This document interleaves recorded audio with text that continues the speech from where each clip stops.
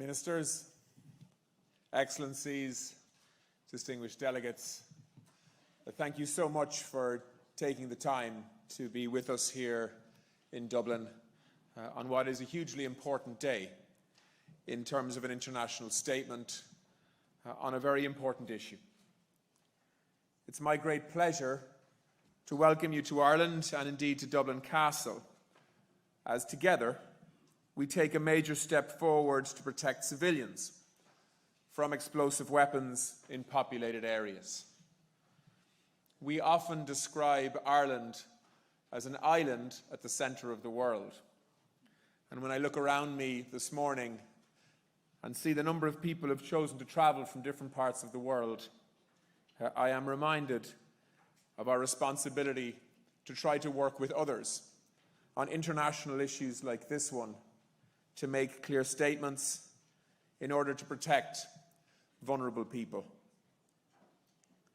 Ireland has a strong humanitarian disarmament tradition.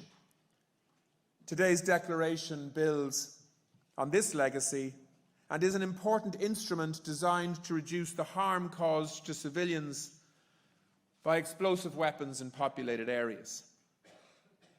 The devastating humanitarian and development consequences of the use of a weapon cannot be overstated.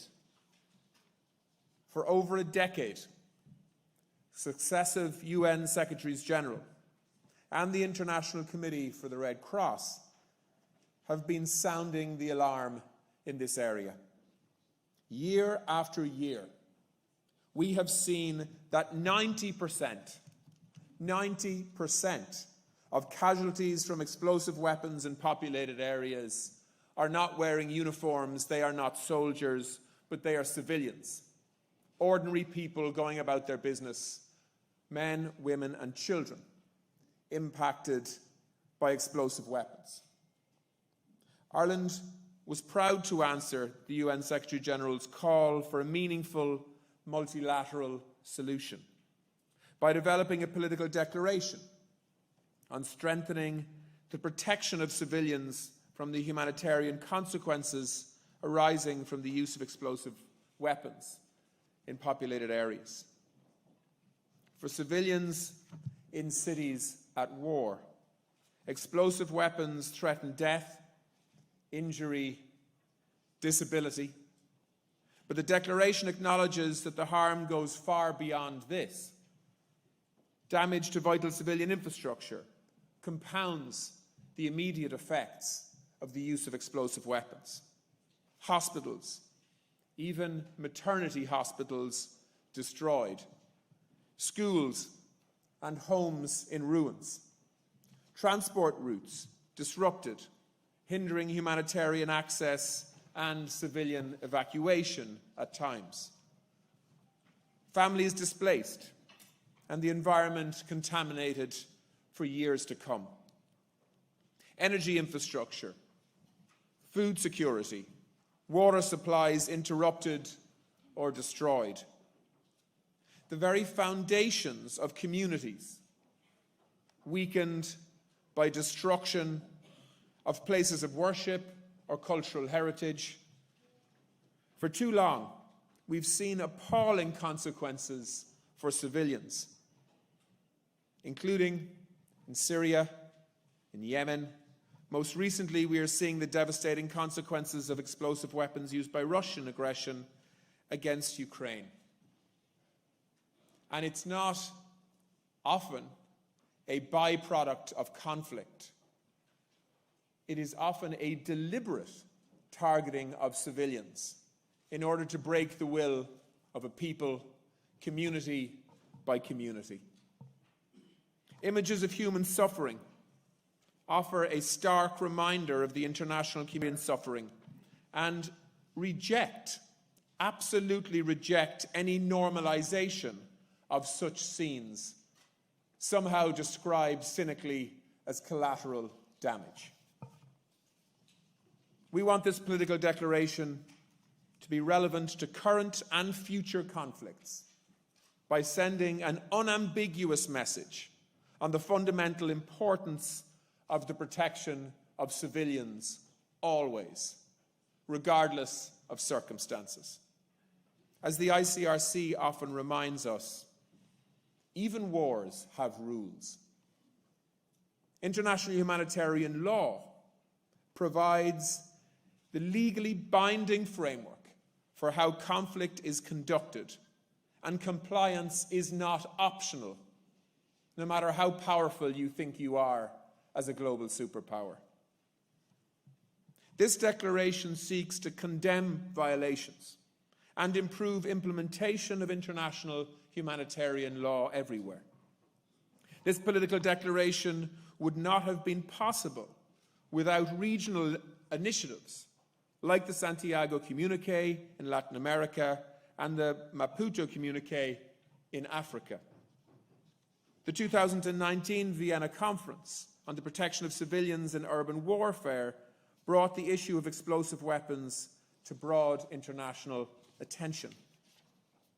The declaration draws from a robust body of research, including UNDIR and ICRC, and of course, broader academia as well.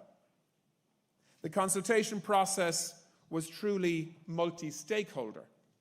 Delegations comprising diplomats and military representatives, and I must acknowledge the role played by our own defence forces in that regard, have been central to bringing this forward. We sought to ensure the voices of survivors, of humanitarian actors, and international organisations to ensure that they were heard. And in particular, civil society, under the leadership of the umbrella group INEW, played an outstanding role bringing momentum and urgency to our deliberations. From the outset, Ireland has been committed to a transparent and inclusive process, including multilingualism. And I'm pleased that today's conference continues this inclusivity. Leaving Dublin, our collective task will be to take forward the ambitious actions that we are agreeing today. This cannot simply be a political declaration. It is a call to action to make sure that those who need to listen to what is being said in this declaration and feel the pressure to take note. I look forward to strengthened international cooperation, to develop good practices, to enhance the protection of civilians. Our commitments on data and research will allow more informed decision-making, including facilitating gender-sensitive responses. Our commitment to promote international humanitarian law, including to non-state armed groups, will result in greater respect for these rules by all parties to armed conflict. Victim assistance and risk education will support and protect civilians impacted by explosive weapons. And our collective commitment to review our military policies and practices, including restricting or refraining from the use of a weapon when their use may be expected to cause civilian harm, will have a real protective impact for civilians and for urban populations. I look forward to hearing shortly from our close partner, Norway, on how we can take forward implementation. But for now, it is a huge honour for me, on behalf of Albania, Andorra, Argentina, Australia, Austria, Belgium, Brazil, Bulgaria, Cape Verde, Cambodia, Canada, Central African Republic, Chile, Colombia, Comoros, Costa Rica, Cote d'Ivoire, Croatia, Cyprus, Czech Republic, Denmark, Dominican Republic, Ecuador, El Salvador, Finland, France, Georgia, Germany, Greece, Guatemala, Guyana, Holy See, Hungary, Iceland, Indonesia, Italy, Japan, Kenya, Kiribati, Kuwait, Laos, Liechtenstein, Luxembourg, Madagascar, Malawi, Malaysia, Maldives, Malta, Mexico, Moldova, Monaco, Morocco, Netherlands, New Zealand, Norway, Palau, Palestine, Peru, Philippines, Portugal, Republic of Korea, Romania, St. Kitts and Nevis, St. Vincent and the Grenadines, San Marino, Senegal, Serbia, Sierra Leone, Slovakia, Slovenia, Somalia, Spain, Sweden, Switzerland, Togo, Turkey, the United Kingdom, the United States of America, and Uruguay. That's some list.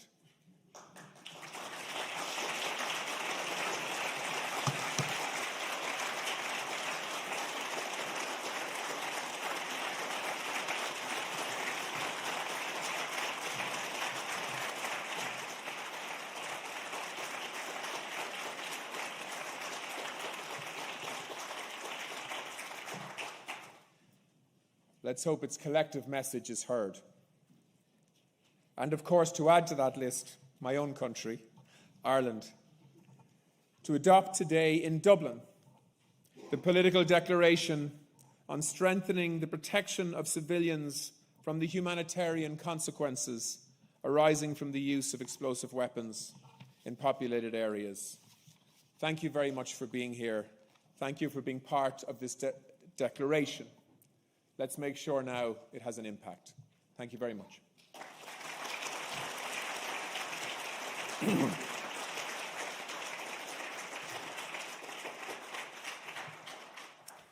Thank you very much, Minister, and on all our behalf, thank you for your political leadership of this process throughout the recent years.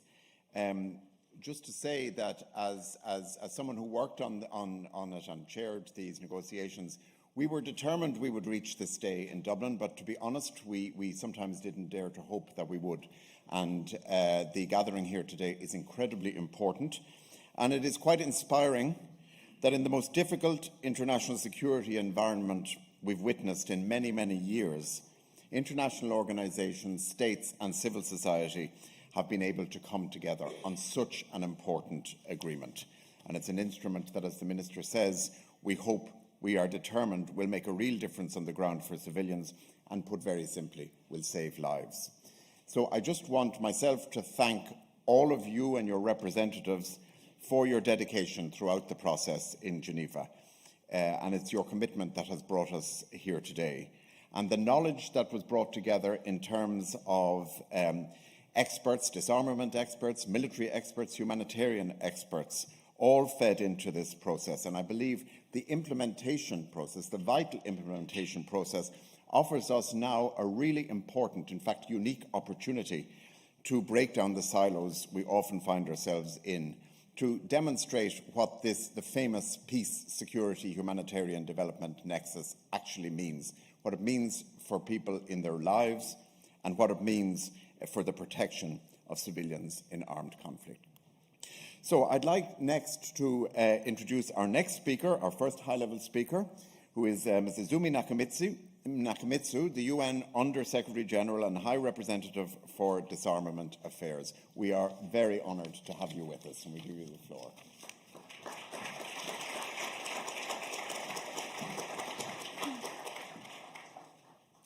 Thank you very much, Your Excellency Foreign Minister Simon Coveney, Excellencies, distinguished delegates, ladies and gentlemen. I have the honour to deliver the following message of Mr. Antonio Guterres, Secretary General of the United Nations. I congratulate Ireland, participating states and civil society on this tremendous achievement. This political declaration marks a milestone in collective efforts to better protect civilians from the increasing urbanization of armed conflict. We cannot always stop conflicts from happening, but we can take steps to protect the people caught in the midst of these crises. Across regions and around the world, people have endured daily dangers and unacceptable suffering from the use of explosive weapons. For those living in crowded urban areas, the perils are multiplied. Damage and destruction to communities, lives, and livelihood can reverberate for years, from loss of access to education, health services, and water, to deep physical and psychological scars.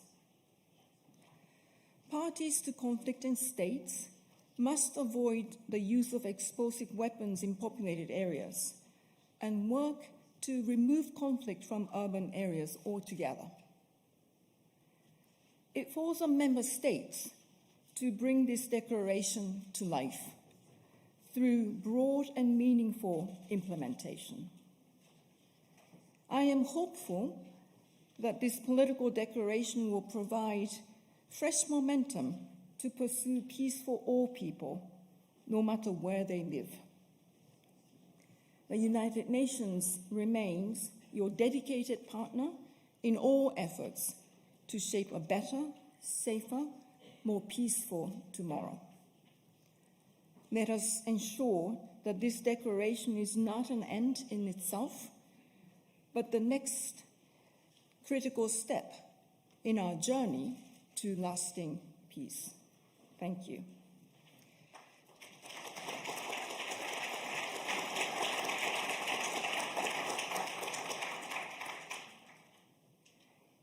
Your Excellency, Foreign Minister Govne, Excellencies, distinguished delegates, ladies and gentlemen, I will now deliver remarks in my capacity as United Nations High Representative for Disarmament Affairs.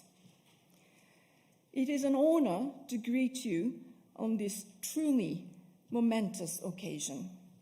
First and foremost, I wish to reiterate the sincere congratulations of the United Nations Secretary General to Ireland, participating states, and civil society.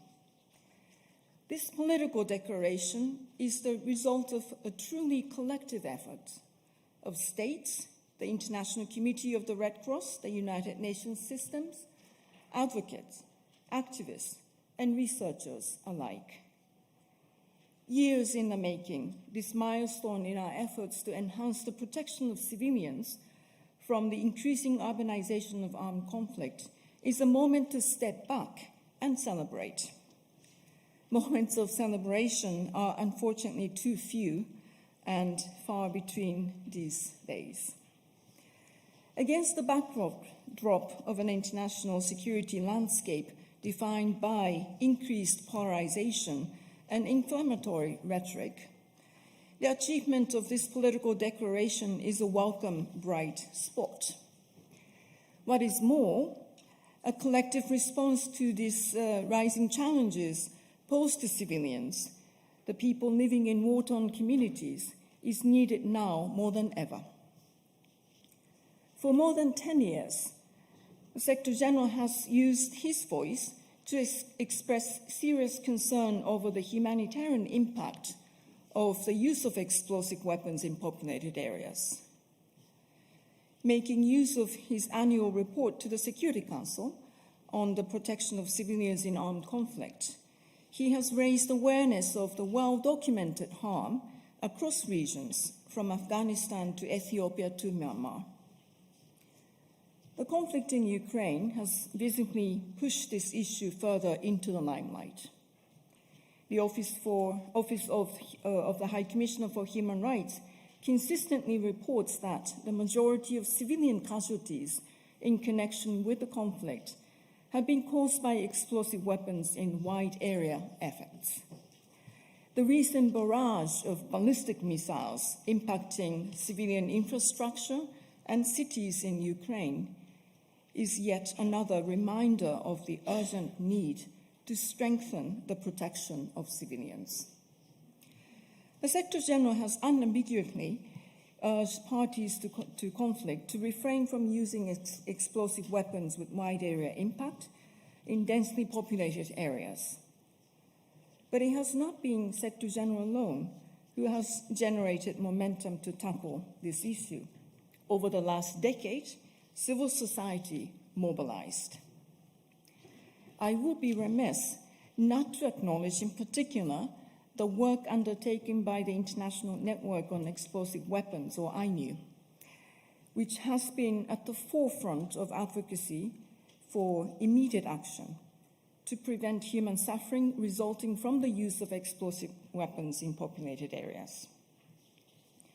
I also wish to express appreciation to the International Committee of the Red Cross, which has been a constant and objective voice reminding us of the serious dangers of the increasing urbanization of conflict. In 2019, the Secretary General and the President of the ICRC issued a joint appeal calling on all parties to armed conflict to employ strategies and tactics that make combat outside populated areas and to try to reduce urban fighting altogether. This appeal remains fully valid today. Thankfully, over the last few years, many states have heard these calls and taken demonstrable steps forward. A series of expert meetings convened by the Office for the Coordination of Humanitarian Affairs of the United Nations paved the way for more concentrated efforts on a political declaration, leading to a 2019 international conference in Vienna on the protection of civilians in urban warfare. Support for the elaboration of a political declaration also crystallized at the regional level, with communiques adopted in Maputo in 2017 and Santiago in 2018. Ireland leveraged this growing momentum, convening a transparent and inclusive consultation process. States gathered online and in Geneva over the course of nearly 3 years to seek the strongest possible declaration, taking into account the various views expressed. Fast forward to present day, when we welcome the fact that more than 70, I hear close to 80 states are taking this important collective step forward to protect civilians from the increasing urbanization of armed conflict. Excellencies, distinguished delegates, we would do well to remind ourselves of the fundamental driver behind this declaration. Civilians continue to bear the brunt of armed conflict. There are an estimated 50 million people now suffering the horrific consequences of urban warfare, a number that is unfortunately likely to grow.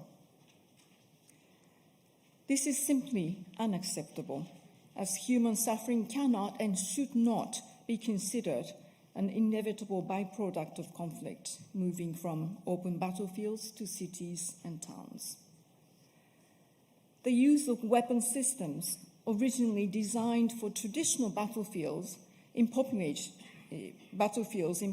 areas remains a leading concern. When explosive weapons are used in populated areas, 90% of casualties are civilians. This statistic is repeated so often because it is so striking. Civilian suffering includes not only death and injury, but reverberating effects that cause long-lasting harm and psychological and physical trauma. The use of explosive weapons in cities, towns, and villages can result in large-scale displacement, environmental damage, and long-lasting disruption of essential services, and across to critical resources like education, water, and, of course, electricity. While there are differentiated impacts on women, men, girls, and boys, the suffering endured by all civilians is equally immense. Crucially, at stake is the achievement of the 2030 Agenda for Sustainable Development, whose deadline is quickly approaching. The destructive impact of the use of these weapons on civilians and civilian infrastructure jeopardize global goals on ending poverty, reaching food security, and building peaceful and inclusive societies, among many other things. Long after hostilities have ceased, high levels of explosive ordnance contamination shatter lives and hamper reconstruction efforts. In this way, the future of entire generation is threatened. Excellencies, distinguished delegates, endorsement of the political declaration represents a concrete, immediate, and meaningful action. But action cannot stop with signature. Endorsement of the declaration is only just the beginning. The declaration will make a difference only if it is endorsed widely and its commitments implemented fully and in good faith. It is my sincere hope that the declaration will lead to follow-on efforts, such as consideration of appropriate limitations, common standards, and operational policies that further enhance compliance with international humanitarian law. States must review and adapt military policy and practice to reflect operational realities and humanitarian concerns in order to fully comply with international humanitarian law. The high likelihood of indiscriminate harm caused by the use of explosive weapons in populated areas necessitates this. Other tangible measures to promote the protection of civilians should be explored, such as the collection of data on civilian casualties to ensure accountability and draw lessons for future operations. States should also continue to identify and share good practices for mitigating the risk of civilian harm in urban armed conflict. And finally, to reiterate the appeal of the Secretary General and the President of the ICRC, parties to conflict should employ strategies and tactics that take combat outside populated areas with a view to ending urban fighting altogether. Excellencies, distinguished delegates, ladies and gentlemen, the United Nations system remains your steadfast partner in all follow-up actions and efforts related to implementation of this political declaration. This includes not only active participation in the follow-up meetings, but support to states to implement the declaration's commitments. Just as the development of a declaration was a collective effort, so too should be its implementation. Let us move forward together with renewed energy and commitment. I thank you so very much for your attention.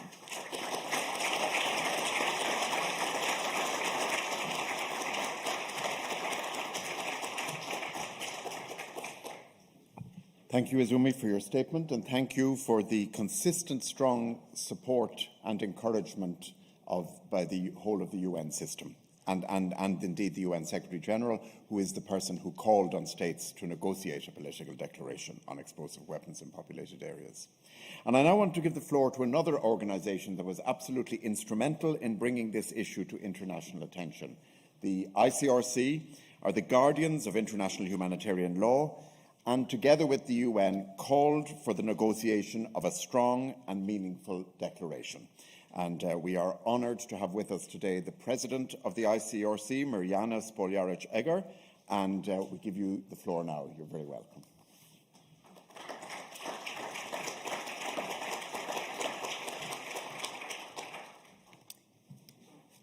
Dear Minister, ladies and gentlemen, and dear colleagues, when bombs fall on cities, they cause senseless suffering. And I'm therefore very happy to be here today to join you to mark the adoption of a milestone declaration which emanates from our common goal to improve the protection of civilians from the use of explosive weapons in populated areas. At the outset, I wish to thank Ireland for the exemplary leadership which brought us, despite the many challenges, to this successful outcome. This political declaration is a collective achievement with the potential to change the fate of hundreds of thousands of persons affected by armed conflict around the world. It is a major step towards strengthening the protection of civilians and respect for international humanitarian law where it matters the most. The use of heavy explosive weapons in populated areas is one of the major causes of civilian harm in today's armed conflicts. When fighting takes place in cities, men, women, and children are exposed to unacceptable high risks. Whether in the Middle East, in Africa, Asia, Latin America, and now also again in Europe, we continue to witness the devastating pattern of suffering and destruction they cause. Countless lives are shattered, countless victims disabled and traumatized because they happen to be in these weapons' large impact area. Many more suffer, fall ill, or even die when a bomb, missile, or mortar damages critical infrastructure, cutting off vital services such as water, electricity, sanitation, and health care. Entire populations flee to escape bombing and shelling, or because life in the ruins has become unbearable. Many remain displaced for months or even for years or for decades, entire generations. Large regions are contaminated by unexploded ordnance long after hostilities have ended. And ultimately, whole generations are scarred and development indexes are set back by decades. When bombs fall in cities, pain multiplies. Lost lives, limbs, crumbled homes, crushed dreams. That's why today's declaration is so important. It brings hope that the immense suffering of civilians will no longer be accepted as an inevitable byproduct of warfare. For the first time, it is an instrument that states acknowledge. For the first time, in an instrument of this kind, states acknowledge the gravity of the problem and commit to taking concrete actions to address it, including by restricting or refraining from the use of explosive weapons in populated areas, where such use may be expected to cause civilian harm. The International Committee of the Red Cross welcomes this and other important commitments in the declaration. We have, since 2011, been calling on all states and parties to armed conflict to avoid the use of explosive weapons with a wide impact area in populated places, and to do this as a matter of policy due to the significant likelihood of indiscriminate effects. This is why the ICRC finds this declaration so important. It sends a powerful signal that belligerents cannot continue fighting in populated areas the way they have until now. This change in mindset and perspective is crucial, but we are only at the beginning of a long process. We must now work together to broaden support for the declaration, to make it universal, and to effectively implement it. All states have a stake in this effort. We commend the many governments here today which have already endorsed the document and strongly encourage all others to do so without delay. For one, as the urbanization of warfare is a global phenomenon, consequences are also global. From people displaced by armed conflict to the ripple effects of essential service disruptions on food security, the effects of the use of heavy explosive weapons in populated areas transcend borders. And second, the declaration aims to strengthen compliance with international humanitarian law. All states have not only an interest in doing so, they have a legal obligation. And third, the declaration creates an international standard of behavior. The more states endorse the declaration, the stronger the standard will become. Because let us not forget that today, no one fights alone. Partnered military operations and other support relationships shape the course of armed conflicts around the world. As more and more states agree to restrict or refrain from using explosive weapons in populated areas, partners and supporters will eventually be held to the same standard. So today we mark the achievement, but tomorrow we must work even harder to put these important commitments into action. We owe this to the innumerable victims of urban warfare and to our common humanity. I look forward to the follow-up processes and exchanges of good practice among states with the involvement of the United Nations and the International Committee of the Red Cross, but also the civil society. At the ICRC, we are ready to share our expertise and experience.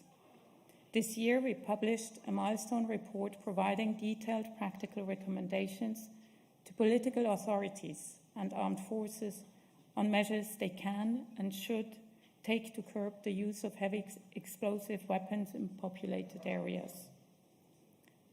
We hope you will find these recommendations useful in the implementation of the political declaration. The immense humanitarian challenges we face today require collective action. We will continue to work closely together with the other components of the International Red Cross and Red Crescent movement to prevent and respond to the devastating humanitarian impacts of urban warfare and the use of heavy explosive weapons in populated areas. We will continue to do so with your extremely important support. Thank you very much.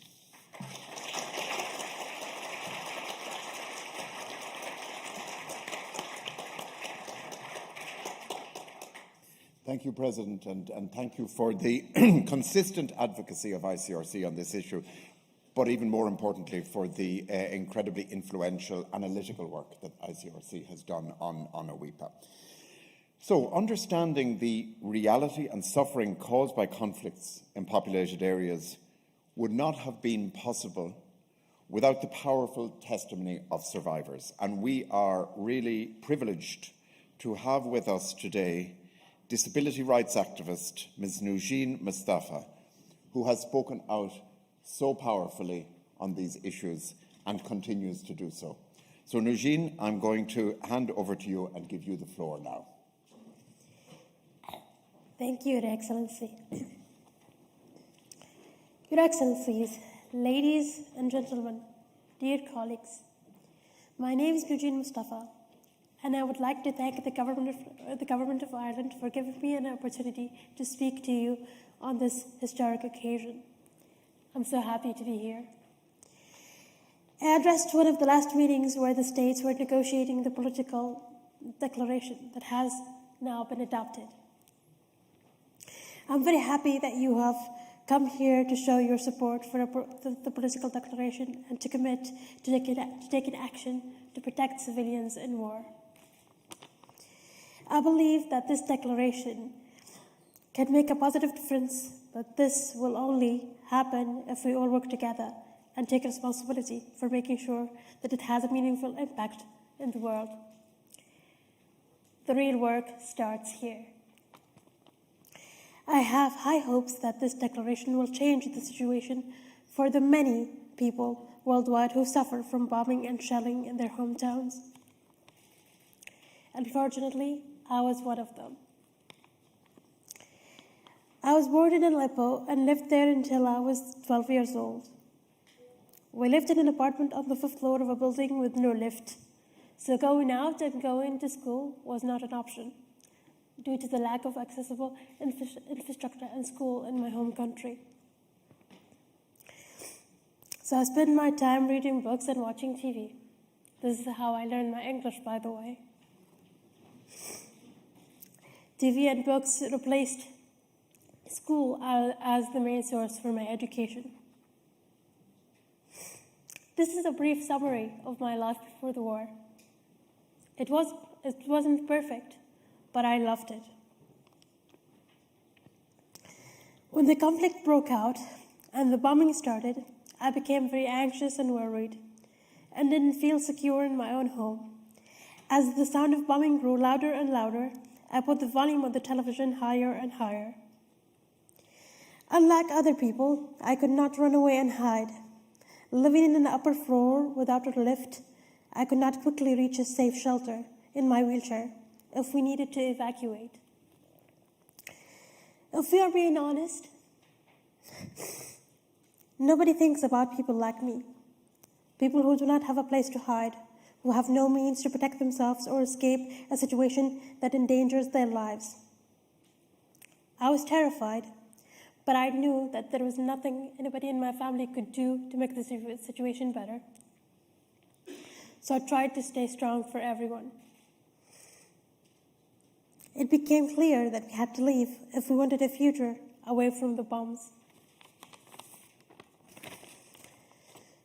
So I left with my sister, without my parents. At just 16, I'd made the 3,500 kilometer journey from Syria to Germany in my wheelchair. I was pushed, pulled, and carried across 8 country borders. The rough terrain was not suitable for a wheelchair, not to mention the dangerous sea journey with a wheelchair on the rubber boat. I'm in a safe country now, doing much better, but the feelings I experienced at the time, the feeling of being under a great risk and danger, that things are going to go from bad to worse, is something that I will never forget. This is what happens when civilians are bombed. The sense of peace and security is taken away and replaced by fear and uncertainty. This is even bigger for women like my sister and myself. All that civilians in a conflict zone can focus on is survival, because there is no possibility for a normal life with plans, aspirations, and achievements. This is, of course, causes also psychological trauma. This is a reminder for everyone that when civilians are bombed, it's not only their lives, cities, and homes that are lost, but also their future. In many ways, I was lucky. I can live safely in Germany now, but believe me, I would have loved to stay in my hometown. By signing on this declaration, you have declared yourself as willing to end the suffering that many civilians like me experience from the use of explosive weapons in cities and towns. And you also declare yourself ready to assist victims and the communities affected by armed conflicts. I encourage you to honor this commitment, because people living in conflict zones and that have fallen victims to explosive weapons expect, need, and deserve not just a written commitment, but true action. Thank you.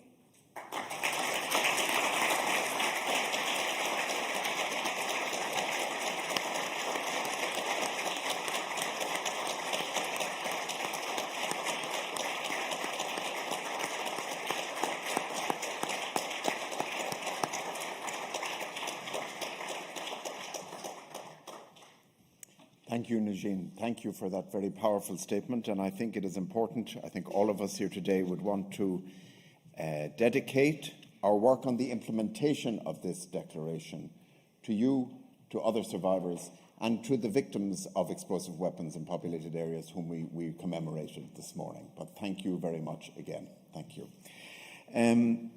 As Minister Coveney said in his statement, civil society played an outstanding role before, during, and indeed after the negotiations. They put pressure on us all and they brought momentum to our work.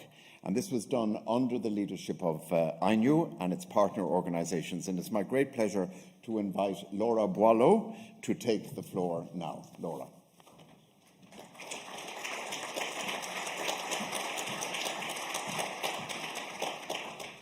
Thank you very much.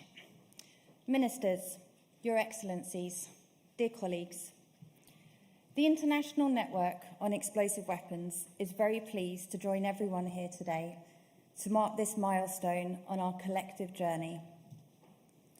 The continued heavy toll on civilians from bombing and shelling in cities and towns is unacceptable, but this declaration provides hope for the future. Joining this declaration is a recognition of a grave humanitarian problem. It is an expression of solidarity with those affected, and it is a commitment to take further action to strengthen the protection of civilians, both during and after armed conflict. The adoption of this declaration is a milestone, but it's not the end of the journey.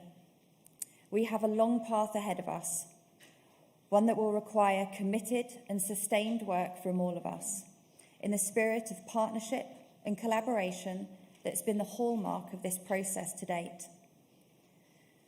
This declaration is the first international recognition of the civilian harm and suffering from the use of explosive weapons in populated areas. It recognises this problem as one of the greatest threats to civilians in armed conflicts today. And it recognises that beyond the thousands of civilians that are directly killed and injured by blast and fragmentation every year, countless more suffer long-lasting impacts. Families lose loved ones, children lose childhoods, homes, schools and hospitals are reduced to rubble, and people are forced to flee the towns and cities where they live and work. This declaration is a practical tool that can set an agenda for change. It promotes revisions to military policies and practice in order to prevent harm. At its core is the commitment to impose limits on the use of explosive weapons in populated areas in order to avoid civilian harm, recognising that the risk to civilians increases when explosive weapons have wide area effects. And it recognises that attacks that damage critical and interconnected civilian infrastructure have long-lasting and severe effects. It requires armed forces to better understand and mitigate these. In addition to prevention, the declaration also addresses the grave humanitarian impacts of past and ongoing use, promoting comprehensive assistance to victims, access to conflict zones by humanitarian actors, and improved data gathering. Stepping out from the specific areas of action that this declaration mandates, we can see a broader significance for our shared commitment to the protection of civilians. The declaration builds on states' existing obligations under international humanitarian law, but it does not merely condemn illegal attacks. Crucially, it recognises that policies and practices can and must go beyond these legal minimums and be continuously strengthened if we're all doing all we can to save lives. But today we should celebrate our collective achievement. Despite the ongoing suffering we see and this difficult political climate, the declaration is an important reminder that progress can be made when humanitarian commitment is coupled with political leadership and a willingness to work in partnership. Turning the promise of the declaration into a reality on the ground will be a long process of work, and states are likely to move at different speeds. But through the process ahead, the International Network on Explosive Weapons is committed to continuing the partnerships with states, the UN, and the ICRC that has provided the foundation of this achievement. We will promote this declaration's universalisation and implementation. We will continue to monitor the impact of explosive weapon use on civilians and keep working to identify strategies that can reduce harm. We thank Ireland for its committed leadership of the process to develop the declaration, and Austria for taking a leading role in the years before. Their leadership has been instrumental in bringing us to this point. Only by continuing to work together in a collaborative, committed and transparent manner and by never forgetting the people at the heart of our efforts, can we ensure that the Declaration's goals will be pursued with the urgency and the unwavering commitment that they deserve? Thank you.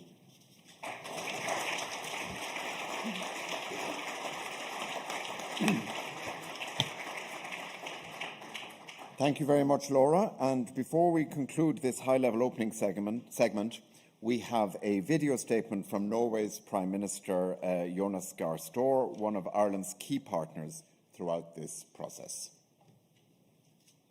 Excellencies, ladies and gentlemen, I would first like to thank Ireland for its tireless efforts and leadership in the process leading up to the EWIPA declaration. This result is a strong political declaration that has been endorsed by more than 60 states. It is a testimony to its relevance to both humanitarian efforts and to military conduct. Together with Ireland and other members of the Security Councils of the United Nations, Norway has consistently called for better protection of civilians. We have drawn attention to the risks to civilians in urban warfare, including the protracted and accumulated harm caused by the use of explosive weapons in populated areas. The impacts on the lives and futures of children are of particular concern. The destruction of civilian infrastructure disrupts access to essential services and damages the prospects of achieving sustainable peace. So this political declaration represents both an acknowledgement of the humanitarian suffering caused by the use of these weapons and a commitment to take actions to mitigate the consequences. I see this as an important milestone in our joint effort to better protect civilians from the harmful effects of explosive weapons. Our hard work has paid off, but we must move on, and today marks the start of the implementation phase. We look forward to delivering on our joint commitments in partnership with you all, and I confirm Norway's firm ambition to stay the course.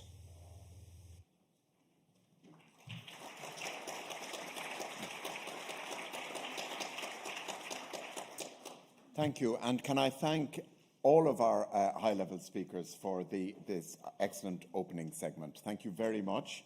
I'm going to say you can leave the podium now, but I will ask everyone else to stay in their seats as we will move in a few minutes to the national statements. But to the panel, thank you very much. Thanks.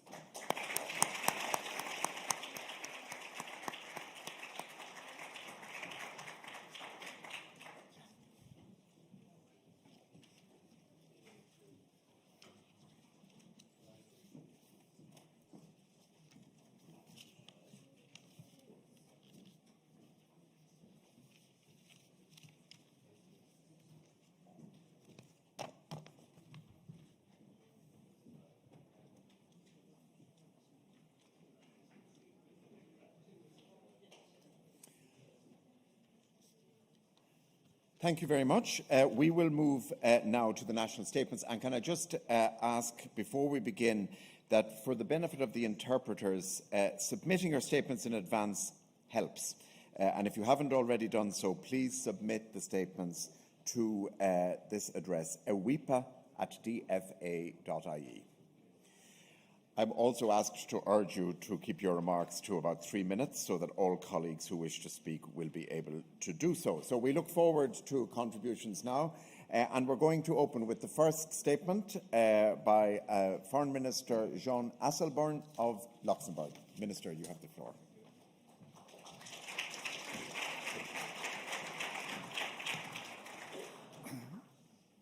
Dear colleagues, dear Simon, I am honored to be here today to listen to my friend Simon Coveney, but also to hear this message of Eugene Mustafa.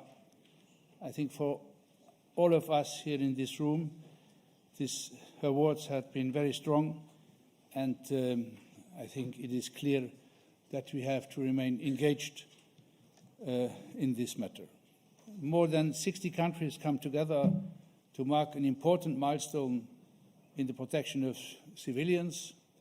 We have come a long way since the initiation of the development of a political declaration on strengthening the protection of civilians from the humanitarian consequences arising from the use of explosive weapons in populated areas following the 2019 report of the UN Secretary General on the protection of civilians in armed conflicts. The development of this declaration would not have been possible without the unwavering commitment of the United Nations, the International Committee of the Red Cross, and civil society, above all organizations such as Humanity and Inclusion and the International Network on Explosive Weapons. And I would like to express really my gratitude to all those who have contributed to making this political declaration a reality. First and foremost, of course, here my colleague Simon. When explosive weapons are used in populated areas, 90% of the casualties, we heard it, are civilians, causing devastating suffering.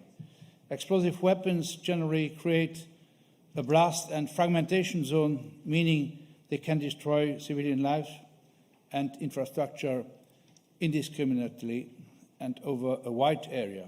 This is not a phenomenon of the past. This is happening as we speak in Ukraine or in Yemen and in other countries around the globe. How many more cities and their populations will have to face the same fate as Mariupol, as Aleppo, as Grozny or Sana, to name just only a few. Ladies and gentlemen, it is a bitter truth that the use of explosive weapons in populated areas is still a constant reality. There are many countries whose civilians suffer tremendously from the use of explosive weapons in populated areas, and we are not here, and they are not here with us today. We call on these countries, above all, to join the political declaration so that they can make a difference on the ground. We must do everything we can to stop these weapons to be used under the principle of distinction in international humanitarian law. The protection of civilians is a clear given. Civilians must not be targeted, civilians must be protected. Let us not forget the medium and longer term effect beyond the immediate suffering. Thousands of children can no longer go to school because their school has been destroyed. The destruction of schools exacerbates gender inequalities and exposes children to additional risks. By endorsing the political declaration, states therefore also reinforce the Safe Schools Declaration committed to protect students, teachers and schools from attack during times of armed conflict. Luxembourg was among the first states to endorse the Safe Schools Declaration.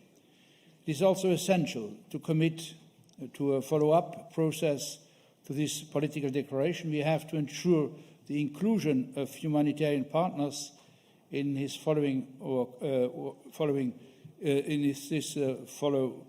work and to facilitate data collection, particularly by the UN, the International Committee, and the Red Cross and NGOs. Finally, Luxembourg would like to reiterate the appeal made by other countries.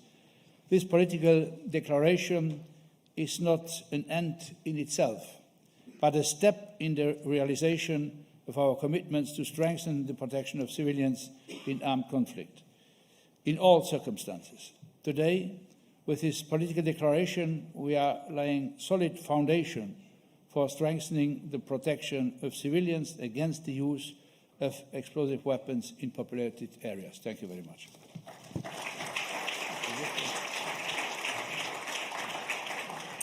Thank you very much, Minister. And next speaker on our list is Foreign Minister Nancy Tembo of Malawi.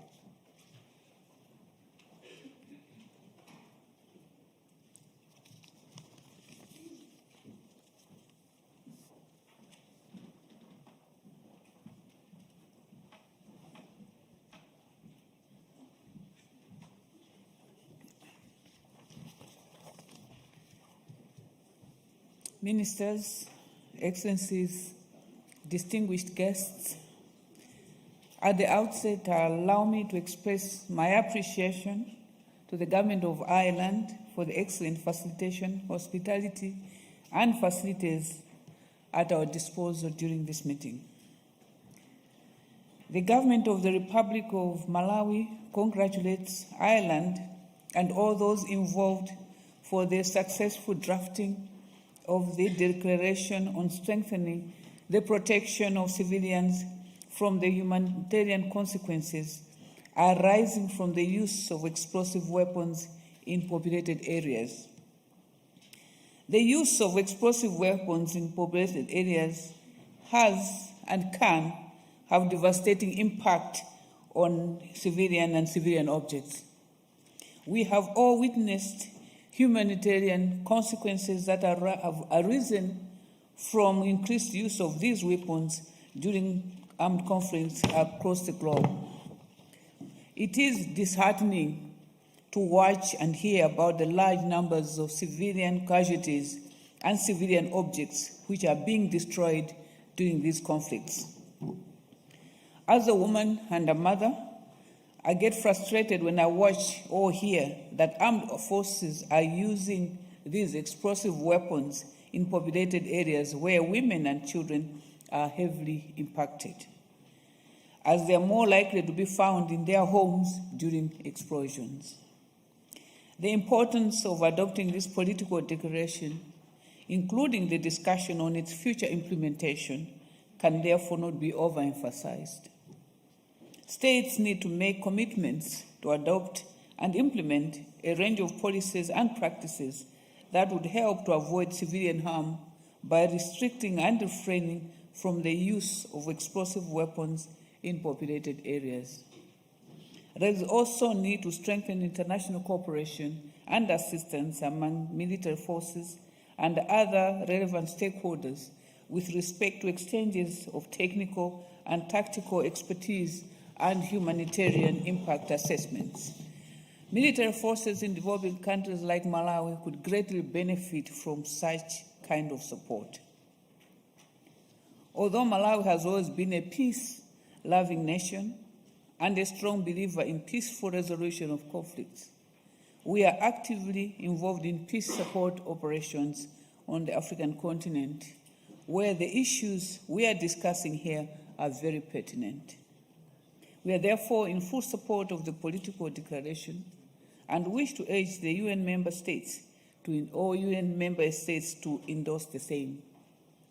I am confident that implementation of the declaration will indeed facilitate changes in how our militaries operate in populated areas. Once again, I would like to express my deep appreciation to the Government of Ireland for spearheading this declaration and hosting such an important conference. And I thank you for your attention.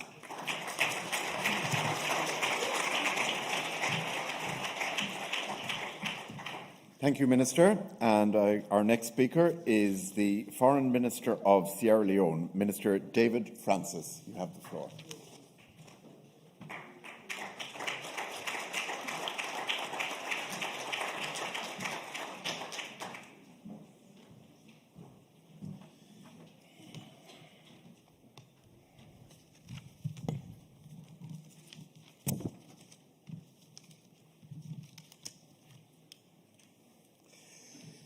Mr. Moderator, Your Excellency, the Foreign Minister of the Republic of Ireland, Your Excellency, the UN High Representative for Disarmament Affairs, Excellencies, Heads of Delegation, distinguished delegates.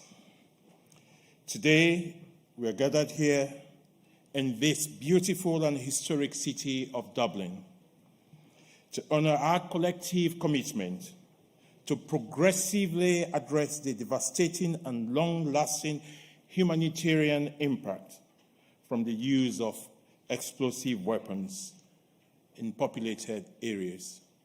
And Sierra Leone, distinguished delegates, Sierra Leone is a living example. In this regard, I join distinguished speakers who have taken the floor before me in commending the people and governments of Ireland for leading the process over the past 3 years and for convening this high-level event on the adoption of the developed political declaration.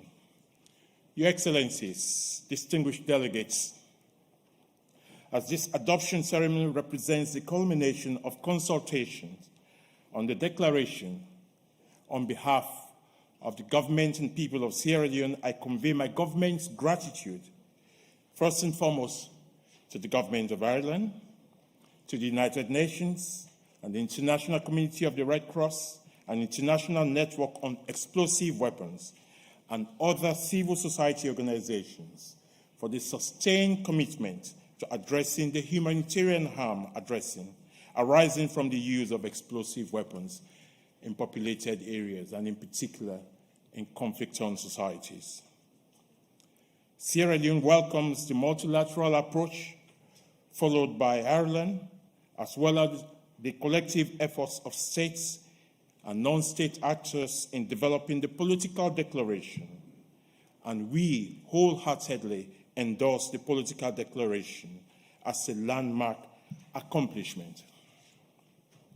We call for the continuation of the multilateral spirit of open dialogue and cooperation that embodies the consultation process, bringing together states, international organizations, and civil society organizations with a view to ensuring that the endorsement here today do not represent the end of our commitment to this cause, but the beginning of a long-term commitment and effective process towards building stronger standards and driving forward radical and inclusive change in the use of explosive weapons. We call also for the consideration that states having endorsed this political declaration are likely to move at varying paces in giving practical effect to the commitments in the declaration, and therefore suggest that the necessary bilateral and multilateral framework for assistance be developed to enable constrained states move swiftly in practicalizing their commitments in ways that are most effective to protection of civilians. As a country, Sierra Leone has endured the ravages of a decade-long devastating civil war, and a nation that has first-hand experience of the catastrophic humanitarian impacts of the use of explosive weapons on civilian population. So Sierra Leone stands with the international humanitarian community in expressing that the devastation to civilian lives and properties caused during explosive weapons in urban areas constitutes one of the severest humanitarian concerns in today's conflict. And as we witness the ongoing conflicts in Yemen, in Iraq, in Afghanistan, in Eastern DR Congo, in Ukraine, these are all examples. So, Your Excellencies, distinguished delegates, the devastating effects of explosive weapons on civilian property and key infrastructure that are critical for livelihood and survival have also been foregrounded as disastrous long-term impacts which can compound extreme poverty, hunger, malnutrition, and undermine sustainable recovery from fragility, conflict, violence, and in particular the attainment of the UN Sustainable Development Goals. And especially today, as we face the triple effects of the global crisis around food insecurity, energy insecurity, and that of financial insecurity. So as state parties to the Arms Trade Treaty, Sierra Leone, of course, has been vocal and calls for continued regional commitments and global action in good faith to better safeguard civilians affected by fragility, conflict, and violence, as well as ensure respect for international humanitarian law when fighting takes place in urban and other populated areas. So as a government and as a country, having gone through our own particular experience, we continue to dedicate the highest level of political commitment and leadership towards helping to strengthen the protection of civilians from the humanitarian consequences arising from the use of explosive weapons in populated areas, in conflicts and non-conflict situations. And for this, I thank you very much. I thank you. Thank you. Thank you, Minister. And our next speaker on behalf of Somalia is Minister of Foreign Affairs, Abshir Omar Jama. You have the floor.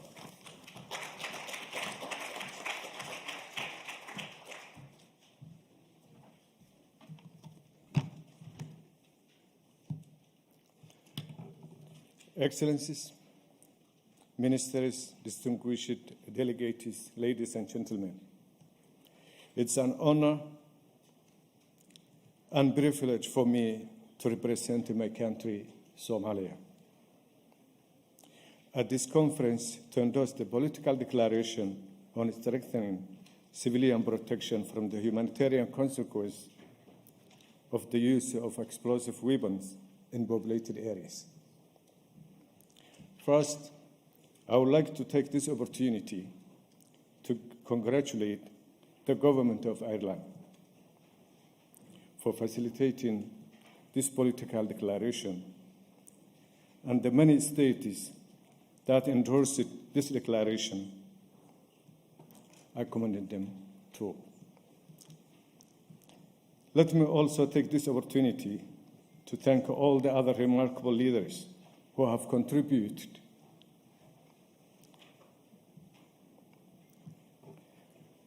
to the negotiations and advancement and adoption of this essential declaration.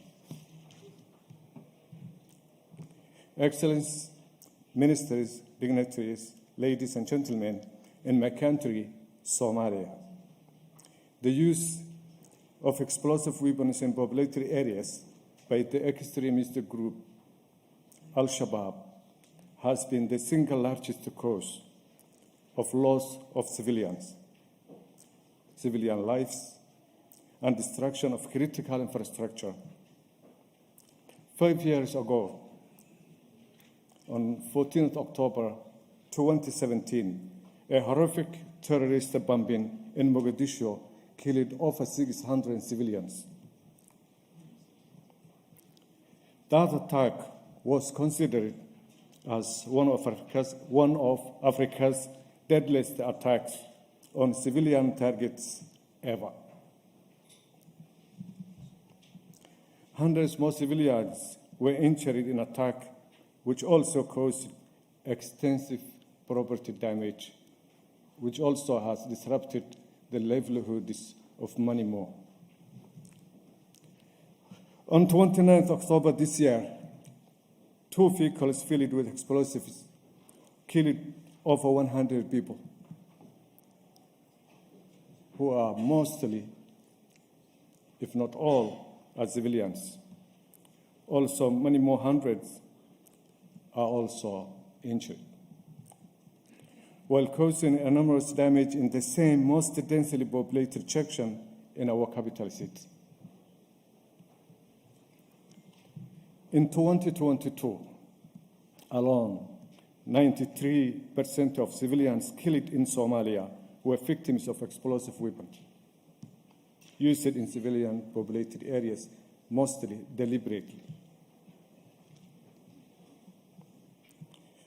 The widespread destruction caused by the indiscriminate use of explosive weapons in populated areas has dramatic effect on post-conflict reconstruction process in Somalia and slows the attainment of our development agenda. Therefore, Somalia sees the adoption of this declaration as a critical milestone in tackling the risks and threats posed by explosive weapons used in civilian areas.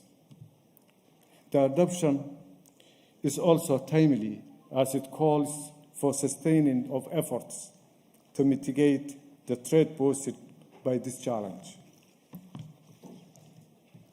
This new international political declaration offers essential tools to safeguard civilians from one of the greatest threats they face in contemporary armed conflict, which is the use of explosive weapons in populated areas.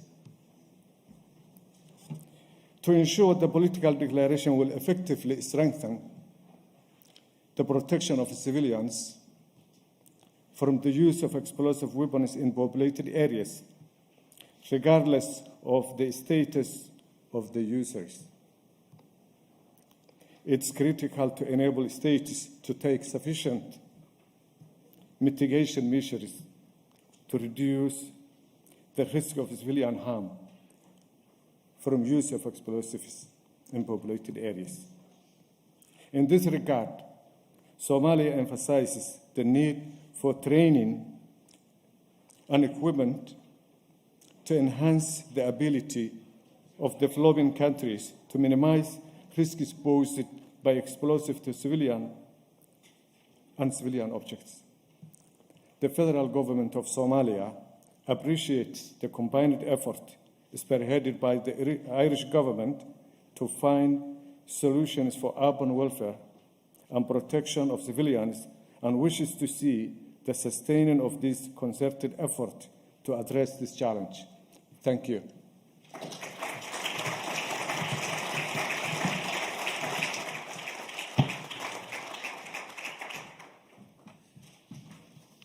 Thank you, Minister. Our next speaker is, on behalf of Mexico, Undersecretary for Multilateral Affairs and Human Rights, Ms. Marta Delgado. You have the floor.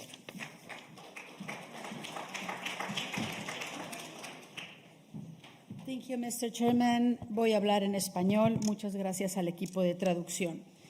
En representación del Gobierno de México, quisiera expresar nuestro agradecimiento al Gobierno de Irlanda por haber convocado a esta importante conferencia para la adopción formal de la declaración política sobre el fortalecimiento de la protección de civiles de las consecuencias humanitarias derivadas del uso de armas explosivas en zonas pobladas.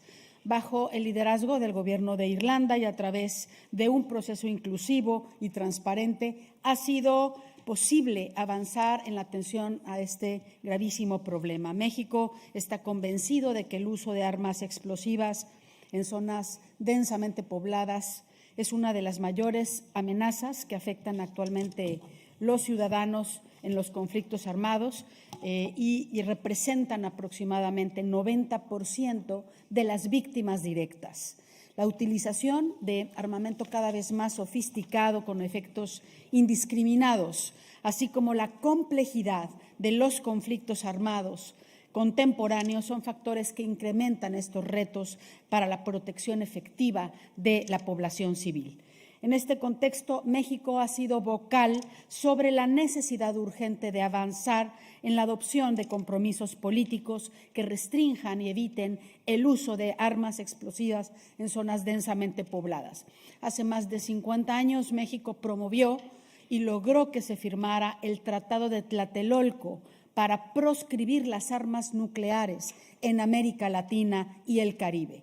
Y hemos pasado los siguientes 50 años tratando de que este tratado se convierta en un tratado global y no lo hemos conseguido. Sabemos entonces de la dificultad que tenemos los países para poder conseguir este tipo de acuerdos y por eso queremos felicitar a todos los países que han logrado que el día de hoy estemos aquí reunidos. Mi país formó parte del grupo núcleo que impulsó este tema. Desde una perspectiva de seguridad humana, tomó parte en las negociaciones convocadas por Irlanda para adoptar esta declaración política. En este tenor estamos convencidas de que la declaración tiene propósito muy importante, dignificante, al establecer estándares más estrictos para la protección de la población y los objetivos civiles. A través de esta adopción, México confía que será posible cambiar las conductas en el terreno, en el corto, en el mediano y largo plazos, así como llevar a cabo una evaluación seria para restringir el uso de armas explosivas de acuerdo a las circunstancias concretas y al contexto. Distinguidos participantes, reconocemos que esto representa un gran reto de implementación de los principios centrales del derecho internacional humanitario, así como la puesta en práctica de los compromisos señalados en la declaración política. Y por eso estamos muy convencidos de la importancia que tiene el proceso de seguimiento que se prevé en el párrafo 4.7 de la declaración. México estima que es un proceso que debe ser abierto, transparente, inclusivo, que asegure una perspectiva multidimensional y que consolide la participación de todos los actores relevantes en esta agenda.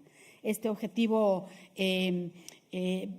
tenemos que precisar, tiene que comprometer, guiar la práctica de los estados, evaluar regularmente el impacto de esta declaración en el terreno y de manera general asegurar que el proceso continúe poniendo al ser humano en el centro de su actuar. Muchas gracias. El Gobierno de México tiene el honor de confirmar, por supuesto, que ha decidido suscribir y actuar de conformidad con la declaración política sobre uso de armas explosivas en zonas pobladas que nos convoca el día de hoy.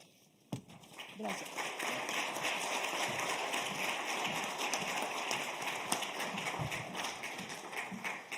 Thank you.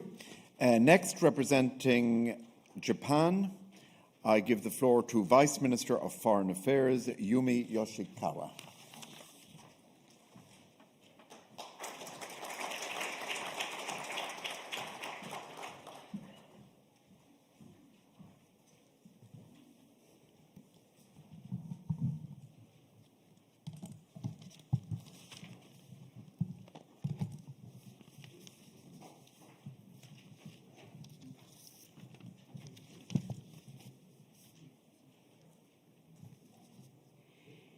Excellencies, ladies and gentlemen, it is my great pleasure to attend today's important ceremony with representatives of many states to adopt the political declaration on explosive weapons in populated areas, or APA, a significant achievement of international society.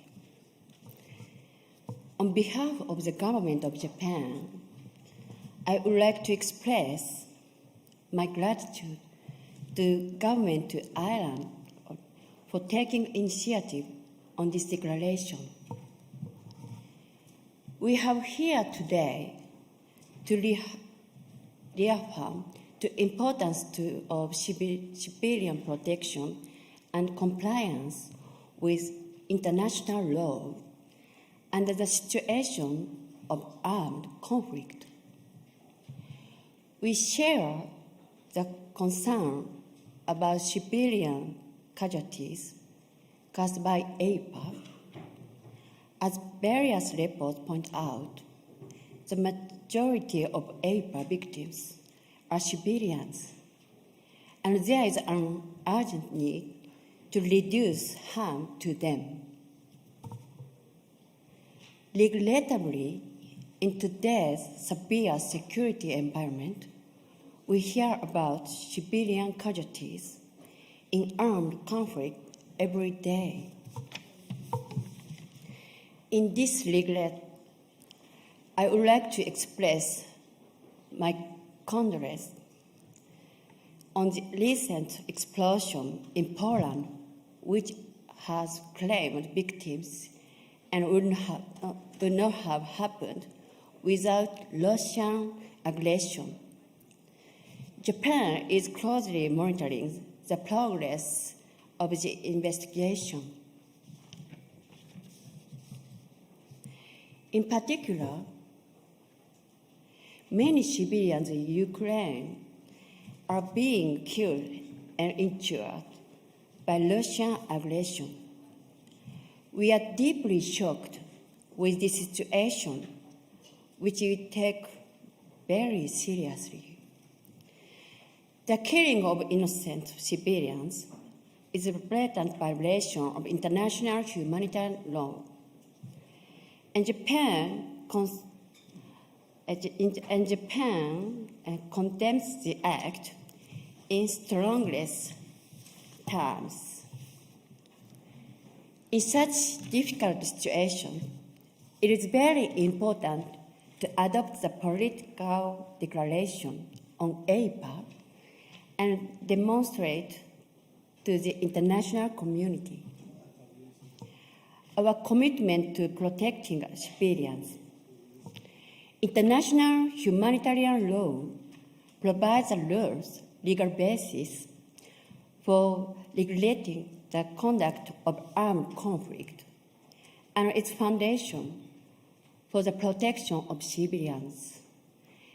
In the event of armed conflict, and it's even more important in the current severe security environment. Instead of setting new legal norms, our declaration is about returning to the principles of international humanitarian law, which have been developed through many years of human endeavor. Based on these principles, our declaration is to promote practical and realistic measures to protect civilians. Japan, together with the other states, international organizations, and civil society that have met at this very occasion, will continue to contribute to the international effort to mitigate harm to civilians. This declaration builds upon the shoulders on the efforts and achievements of the international community made in the areas on armed control and disarmament thus far. Japan has also been actively making its concern known in this area, including the use of explosives in populated areas. For example, Japan proposed and facilitated the update of the Declaration of Impressive Explosive Devices, IEDs, as the chair of the conference of CCW amended Protocol 2 last year. The Declaration of IEDs called to address the increasing use of IEDs by non-state actors in line with the latest situation, which is precisely what the APA declaration is security concerned about. Japan has also contributed to anti-personnel mine action and is addressing unexploded ordnance, UXO. We have provided continuous support for clearance of landmines and UXOs, promoted regional and South-South cooperation, and extended comprehensive assistance to victims of landmines and UXOs. Excellencies, ladies and gentlemen, Japan will serve as a member of the UN Security Council from 2023 for 2 years. Japan will also be the G7 chair next year, hosting the G7 summit in Hiroshima. We will make the utmost effort in fulfilling those roles and continue to actively contribute to international peace and stability. Finally, I would like to once again express my appreciation to states, international organizations, and civil societies for having finalized our declaration. Together with all of you, Japan renews its commitment to strengthen the protection of civilians. Thank you very much.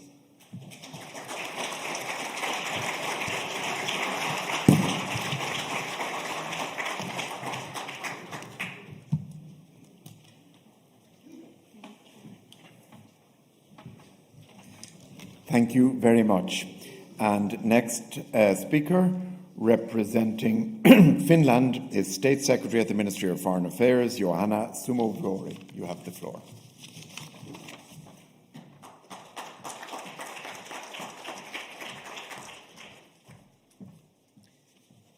Ministers, Your Excellencies, dear friends, this year has been truly challenging for the international rule-based system and also for arms control.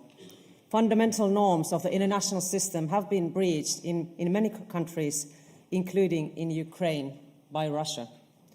However, today's event shows the resilience and potential of the rule-based international system, and it also provides some hope by showing that we, the international community, are ready to continue to work for common good and joint rules. Finland wishes to congratulate Ireland for a successful outcome and for your leadership and balanced approach in these negotiations. We endorse the political declaration as an important instrument for further strengthening the protection of civilians. The declaration reaffirms our obligations under international law, including international humanitarian law and international human rights law. It highlights our shared obligations to end impunity where atrocities have been committed. Finland welcomes the declaration's strong call for full and effective implementation of international humanitarian law as a means to protect civilians and to avoid and minimize civilian harm in military operations. The legal rules exist, but the implementation remains an issue.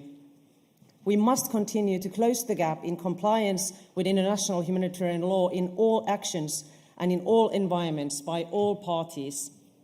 It is critical that the declaration raises the importance of an integrated, gender-sensitive and non-discriminatory approach and acknowledges the rights of persons with disabilities and their assistance.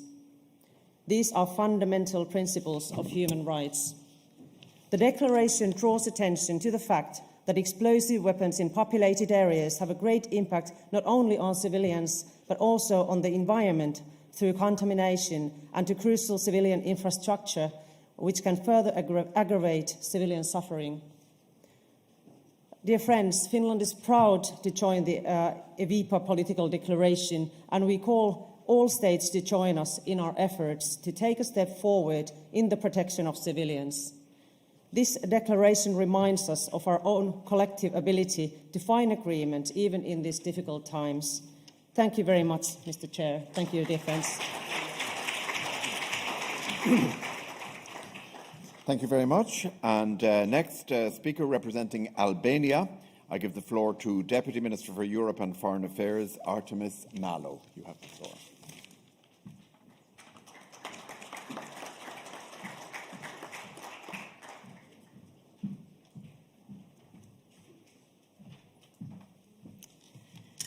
Excellencies, dear participants, ladies and gentlemen, dear friends, first of all, let me express my appreciation on the warm hospitality and the excellent organization.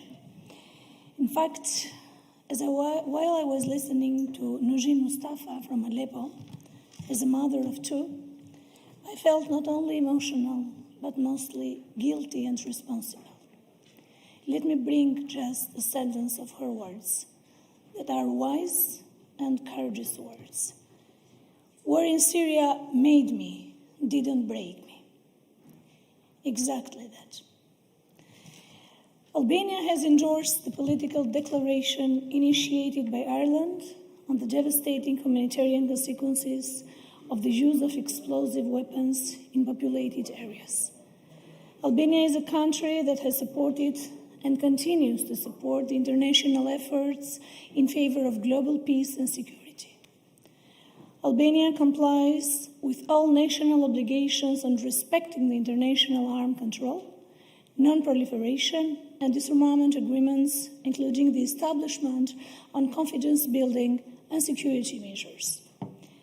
As the world faces one of the greatest challenges to global peace and security, which is Russia's war of unjustified and unprovoked aggression against Ukraine, upholding the rules-based international order founded on the UN Charter is more important than ever.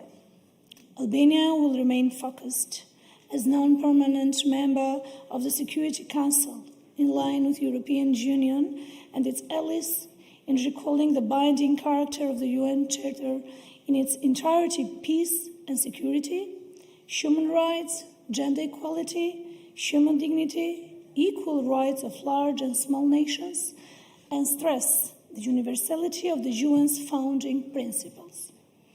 The Russian brutality is causing untold suffering and destruction to the innocent people of a sovereign democratic nation, a member of the United Nations, but it is also putting into question the European security architecture, which has allowed peace and prosperity without a precedent in history. The Russian aggression is also threatening lives and livelihoods around the globe. That is why we must reaffirm our strong and united opposition to this crime of aggression and any other conflict over the world in order to prevent it becoming the norm and destroying what we have built over centuries. Dear participants, distinguished friends, Albania fully agrees with the commitments made in this political declaration, reaffirming our obligations under applicable international law, including international humanitarian law and international human rights law, and all the related documents. This includes our obligations to hold those responsible for violations in order to end impunity. We're committed to strengthening the protection of civilians and civilian objects during and after armed conflict, addressing the humanitarian consequences arising from armed conflict involving the use of explosive weapons in populated areas, and strengthening compliance with and improving the implementation of applicable international humanitarian law. We strongly condemn any attacks directed against civilians, other protected persons, and civilian objects, including civilian evacuation convoys, as well as indiscriminate shelling and the indiscriminate use of explosive weapons.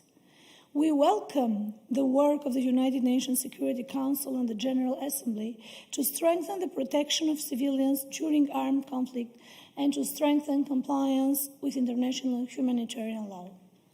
Thank you all, and I am sure that this conference will have a very productive result.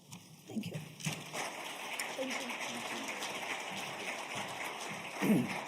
Thank you very much. Next, representing Cabo Verde, I give the floor to Secretary of State for Foreign Affairs and Cooperation, Miriam Sena Vieira. You have the floor.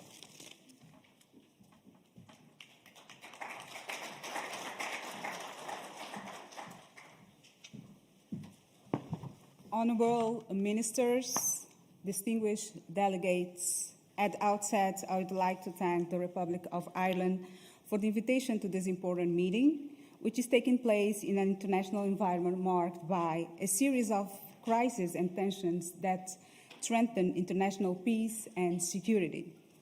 We would like to congratulate Ireland for its stewardship and leadership, which enable us to gather here today to adopt this landmark political declaration on strengthening the protection of civilians from the humanitarian consequence arising from the use of explosive weapons in populated areas.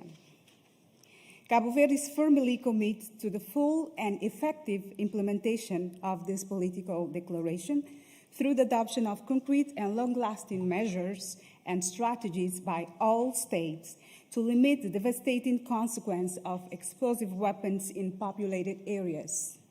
Several states have already acknowledged the damage caused by these weapons and have expressed concern and support for urgent and immediate action. Considering the rapid urbanization worldwide, in particularly in Africa, it is imperative that all countries become more involved in the adoption of concrete policies and effective strategies to systematically eliminate the use of explosive weapons through regional policies and international cooperation. Furthermore, measures on explosive weapons are part of the African Union's Agenda 2060 and its main roadmap of silencing the guns. Excellencies, needless to say that the direct and long-term effects that have explosive weapons inflict in urban environments and other residential areas are predictable and to a large extent preventable. Faced with their responsibility to prevent and mitigate these effects, warring parties must fully respect the principles and rules of international humanitarian law or go further behind it. Explosive weapons such as aerial bombs, rockets, artillery projectiles, and missiles not only kill and injure civilians at the time of attack, but also have indirect effects in a longer term. These weapons damage infrastructure, which results in the disruption of basic services such as healthcare and education, and the violation of the human rights. They also cause environmental degradation and displace communities.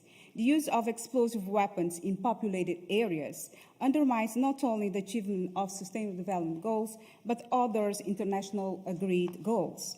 Explosive weapons undermines all development efforts and prospects. They contribute to the fragility and generalized insecurity of states. For this reason, Cabo Verde calls for the renunciation of the use of explosive weapons in populated areas in order to alleviate the suffering of hundreds of millions of victims around the world.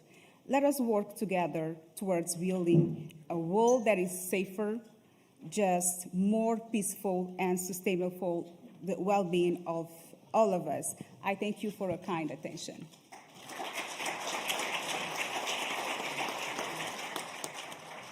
Thank you very much. And next, I give the floor to the representative of Croatia, State Secretary for Political Affairs, Frano Matusic.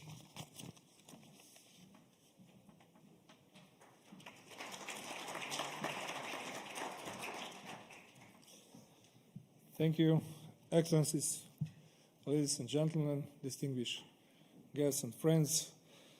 Thank you, Chair. Allow me first to thank the Irish government for convening today's conference on such pivotal topic. Today, November 18th, Croatia remember the victims and the destruction of the city of Vukovar, which 31 years ago suffered the fate of Mariupol.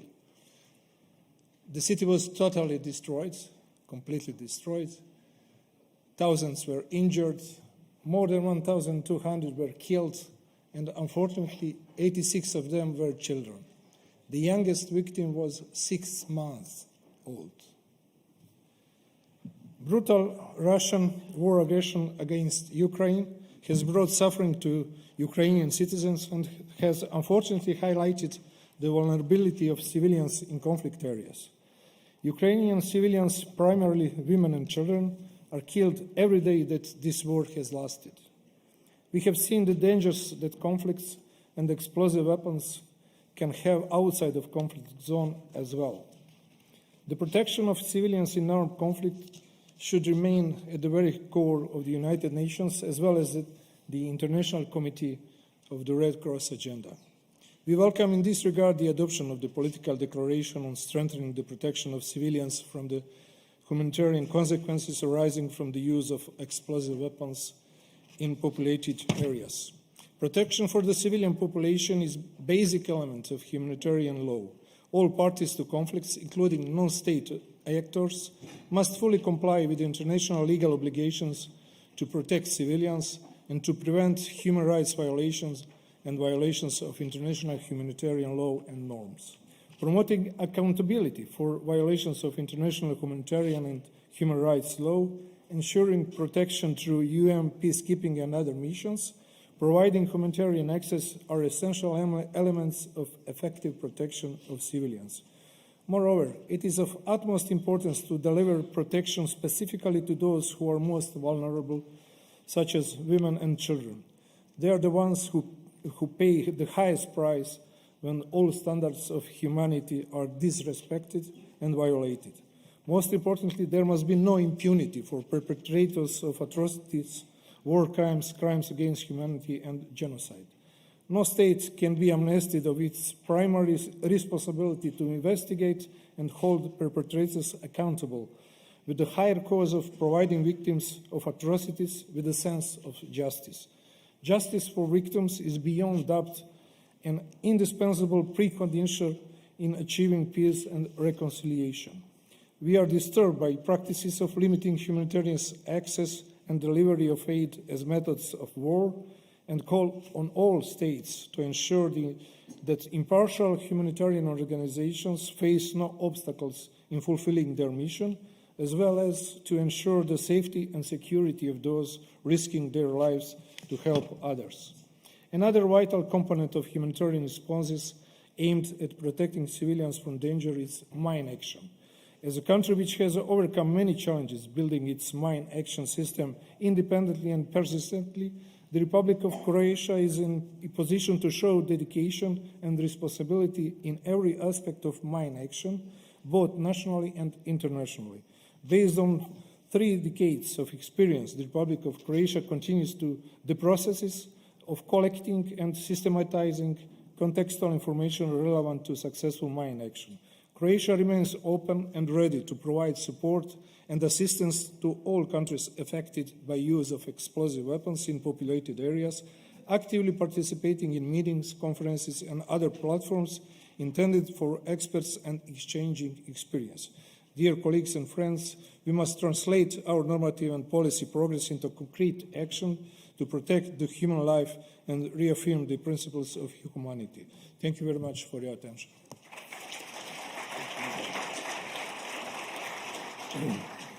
Thank you very much. I give the floor next to the representative of Costa Rica, Vice Minister of Multilateral Affairs, Cristian Guillermo Fernandez. You have the floor.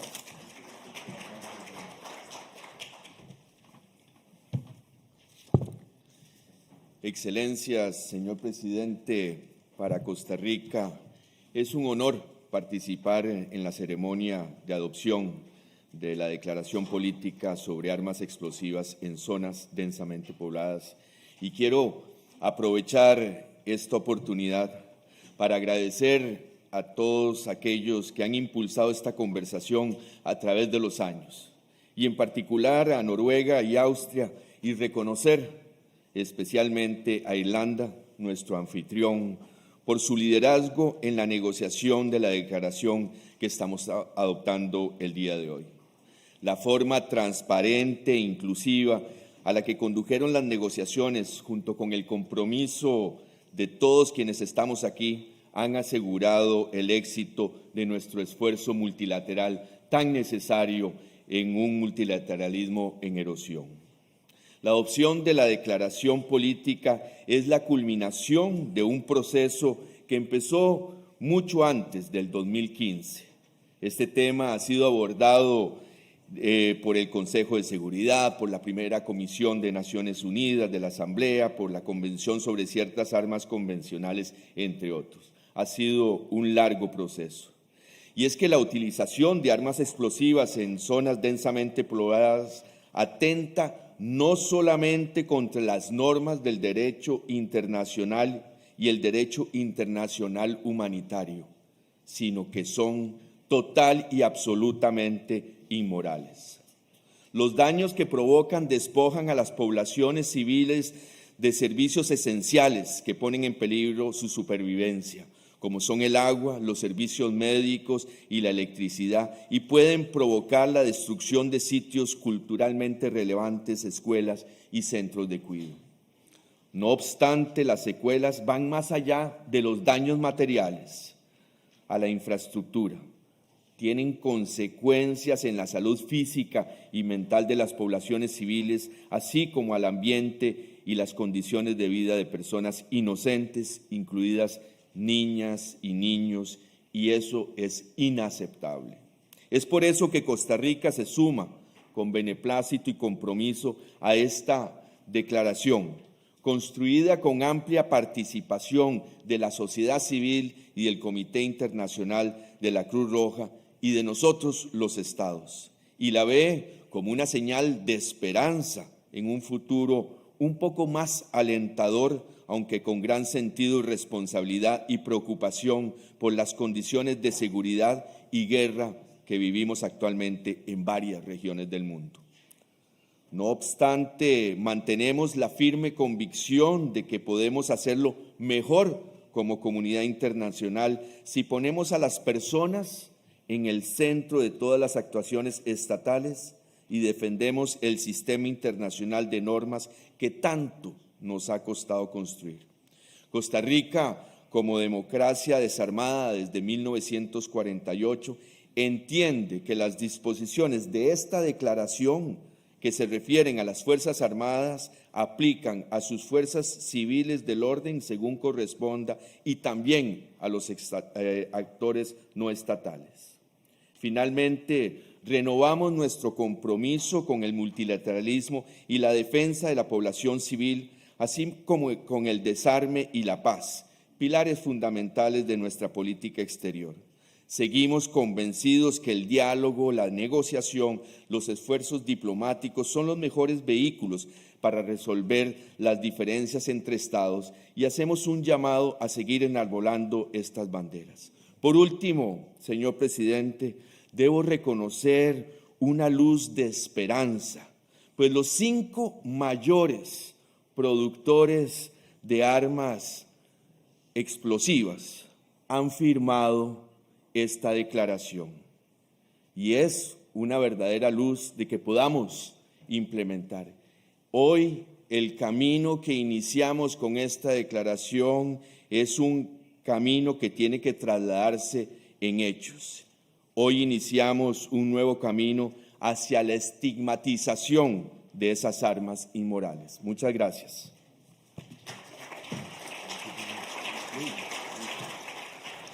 Thank you very much. I give the floor now to the Deputy Minister for Foreign Affairs of Italy, Maria Tripodi.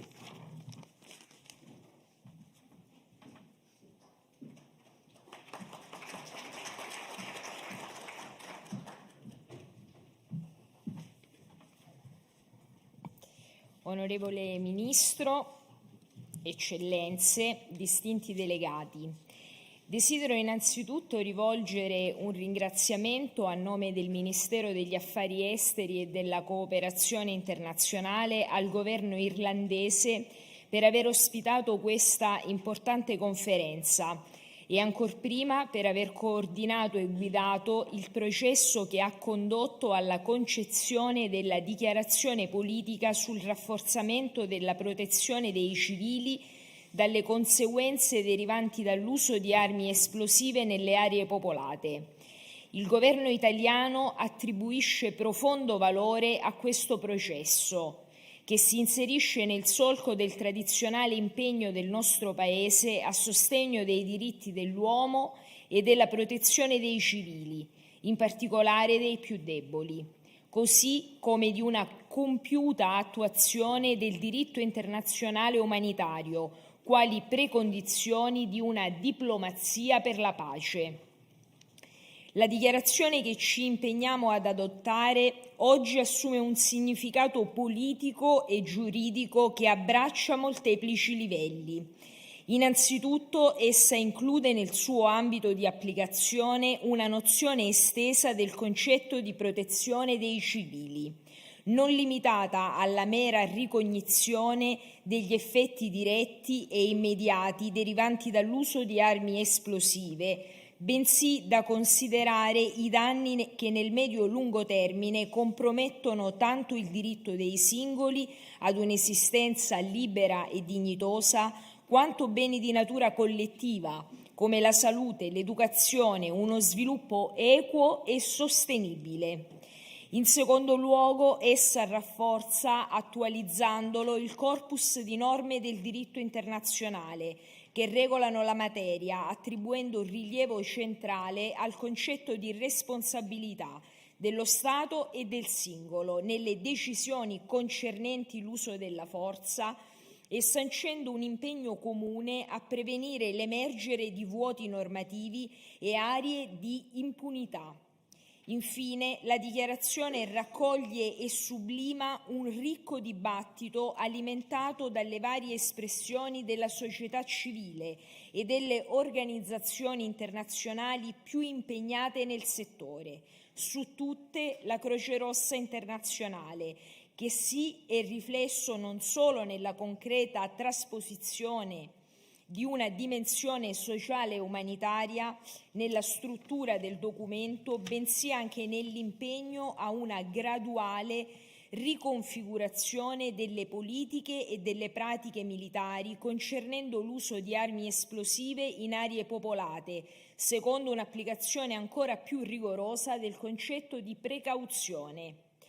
Onorevole Ministro, Eccellenze, l'impegno che assumiamo oggi qui a Dublino risuona come un monito di prim'ordine nella complessa congiuntura internazionale che il mondo attraversa, caratterizzata dal convergere di sfide trasversali per natura e implicazioni securitarie, umanitarie, energetiche, economico-finanziarie e aggravata dalla vergognosa guerra di aggressione scatenata dalla Federazione Russa ai danni dell'Ucraina.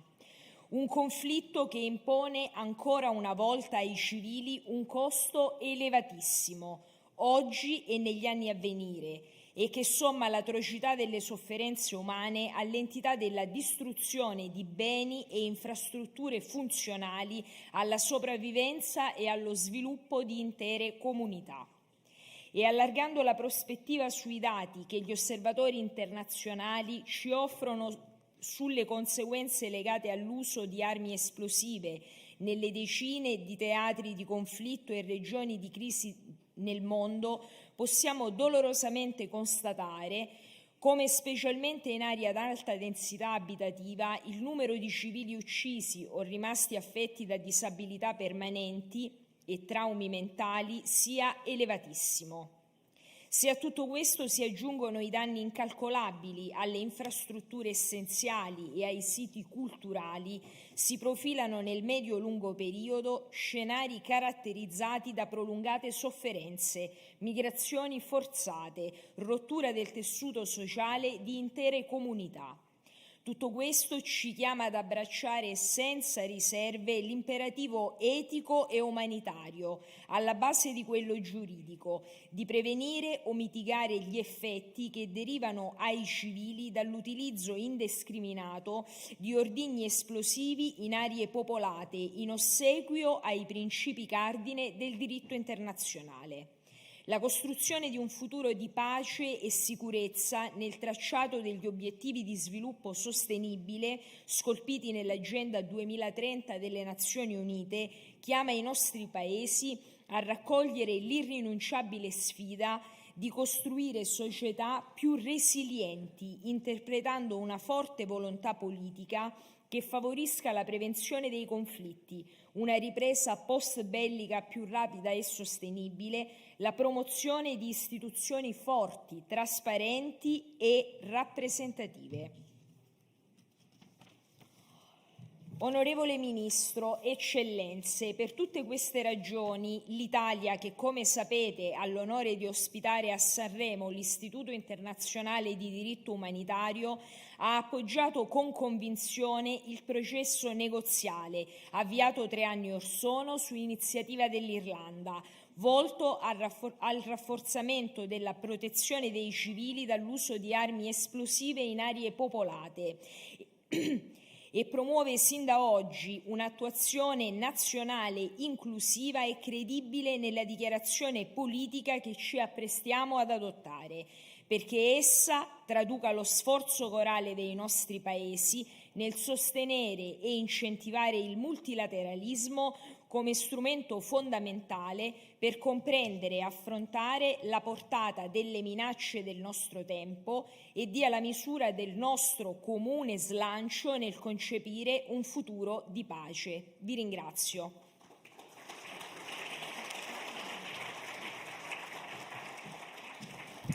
Thank you very much. Just to say, we will continue this session until 1:30, when we will break for lunch. So I give the floor next to the representative of Palestine, Assistant Minister for Multilateral Affairs, Amr Hijazi.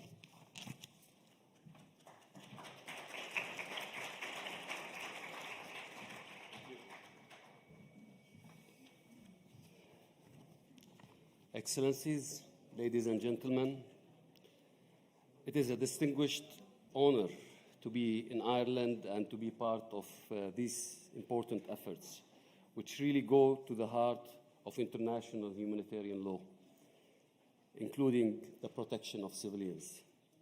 I would also like to express the State of Palestine's gratitude to Ireland's stellar leadership of the process and that it has led to the endorsing of this political declaration. Today, we take a collective step towards protecting civilians from utter devastation that explosive weapons in populated areas visit on their lives. By endorsing this declaration, we are acknowledging that the lives and welfare of civilians, no matter which side of the conflict they are on, must come first. In effect, we are taking a step that further bolsters the spirit and letter of international law. Excellencies, as a nation that has suffered severely from repeated use of explosive weapons in populated areas, we are acutely aware of the catastrophic humanitarian consequences engendered by the use of these weapons. Palestinian civilians in Gaza, one of the most densely populated areas in the world, have repeatedly experienced the trauma, death, destruction, and loss that these weapons can exact on civilians. We also know that, in addition to their devastating impact on the lives and properties of civilians, explosive weapons' impact does not stop when the bombs stop falling. Instead, survivors struggle with lifelong disabilities and psychological trauma. Palestine's participation in the political declaration process is rooted in our firm conviction that urgent and concrete measures are required to put an end to this unacceptable pattern of grave harm. We engaged in negotiations with a view to reaching an ambitious and forward-looking political declaration that includes commitments that will bring about real change for civilians in Palestine and around the world. In this regard, the State of Palestine welcomes the declaration's text clear recognition of the link between the use of explosive weapons in populated areas and its grave humanitarian consequences. Most specifically, we welcome references to accountability and facilitating humanitarian access.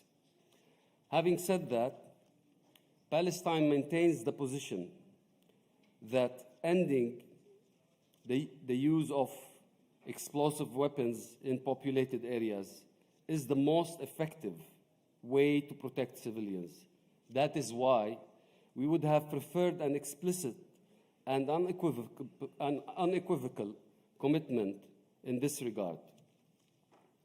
Nonetheless, Palestine views this declaration as a positive step forward towards an avoidance policy, We are thus hopeful that the adoption of this language will lead states to adopt policies and curb the eventually stop the use of these weapons altogether in populated areas. Ladies and gentlemen, as a peaceful nation that abhors wars and is a perpetual victim of its tools of destruction, Palestine has a fundamental interest in supporting this declaration and the principles it stands for. This is why we view it not as an end in itself, but rather a starting point for future work to be carried out in collaboration and inclusive spirit that can further advance the application of IHL and elevate its practical application.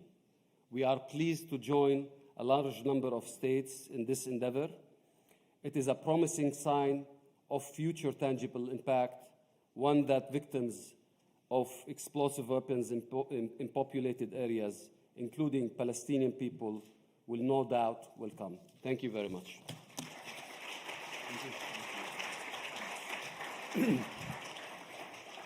Thank you very much. And next, representing Madagascar, I give the floor to the Secretary General of the Ministry of Foreign Affairs, Tahiri Miakadaza Ratsimando. You have the floor.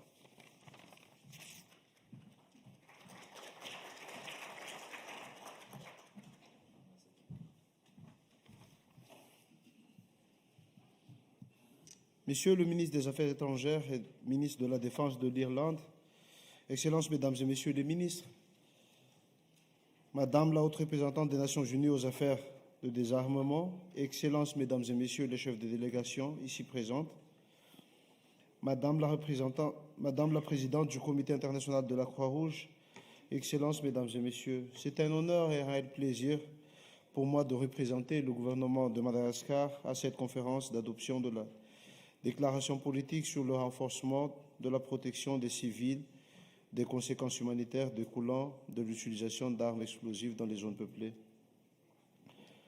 Permettez-moi tout d'abord de remercier à mon tour et féliciter chaleureusement le gouvernement irlandais d'avoir accueilli cette conférence qui nous permet de célébrer notre engagement envers la protection humanitaire contre les effets de l'utilisation d'armes explosives dans les zones peuplées.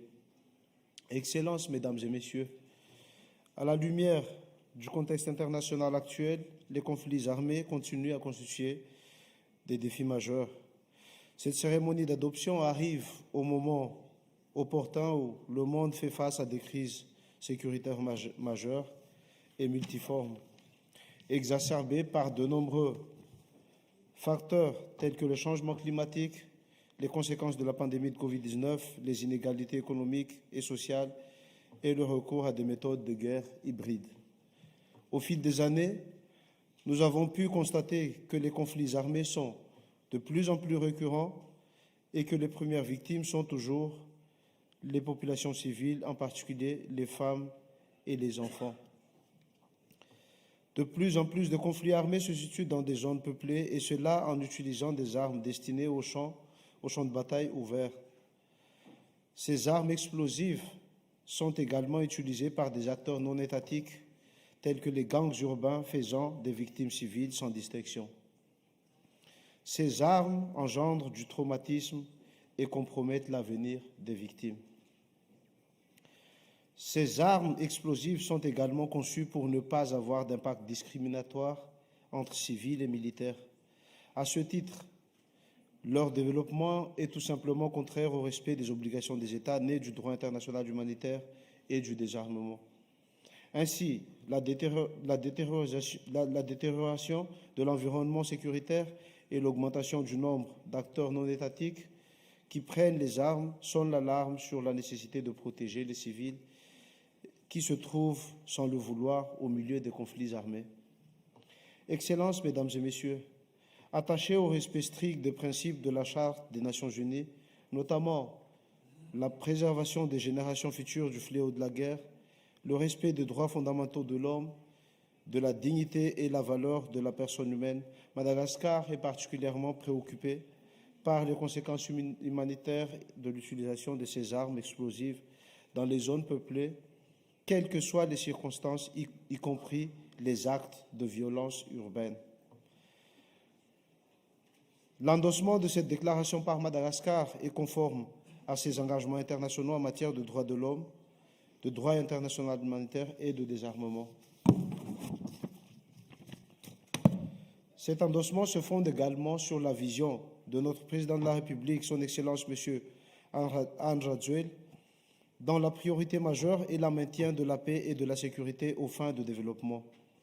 Parmi les mesures phares prises par le gouvernement malagasy dans ce sens est la réalisation historique de la restructuration des armées, dont la professionnalisation et le renforcement des capacités en matière de droit international humanitaire dans le théâtre opérationnel. Excellences, Mesdames et Messieurs, cette déclaration politique constitue le couronnement d'un long processus diplomatique de consultation entre les États, les acteurs non gouvernementaux et l'engagement nécessaire des États pour pallier aux impacts humanitaires des armes explosives. Elle serait vaine sans une mise en œuvre durable sur le terrain. Chaque État a donc l'obligation d'élaborer des politiques et des pratiques conformes au droit en vigueur sur l'utilisation des armes explosives en zone peuplée et de renforcer leur coopération à cette fin et de donner du sens aux objectifs et aux valeurs énoncées dans la Charte des Nations Unies et de la Déclaration universelle des droits de l'homme, notamment l'importance du droit à la vie et le droit à la sûreté de sa personne.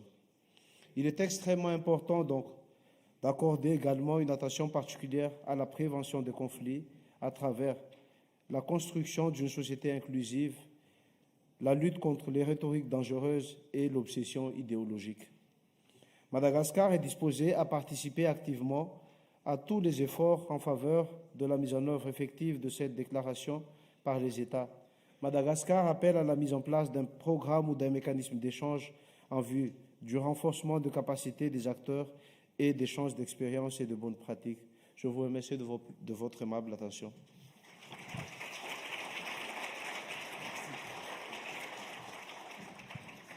Thank you very much. I give the floor next to the representative of the United States of America, Ambassador Claire Cronin.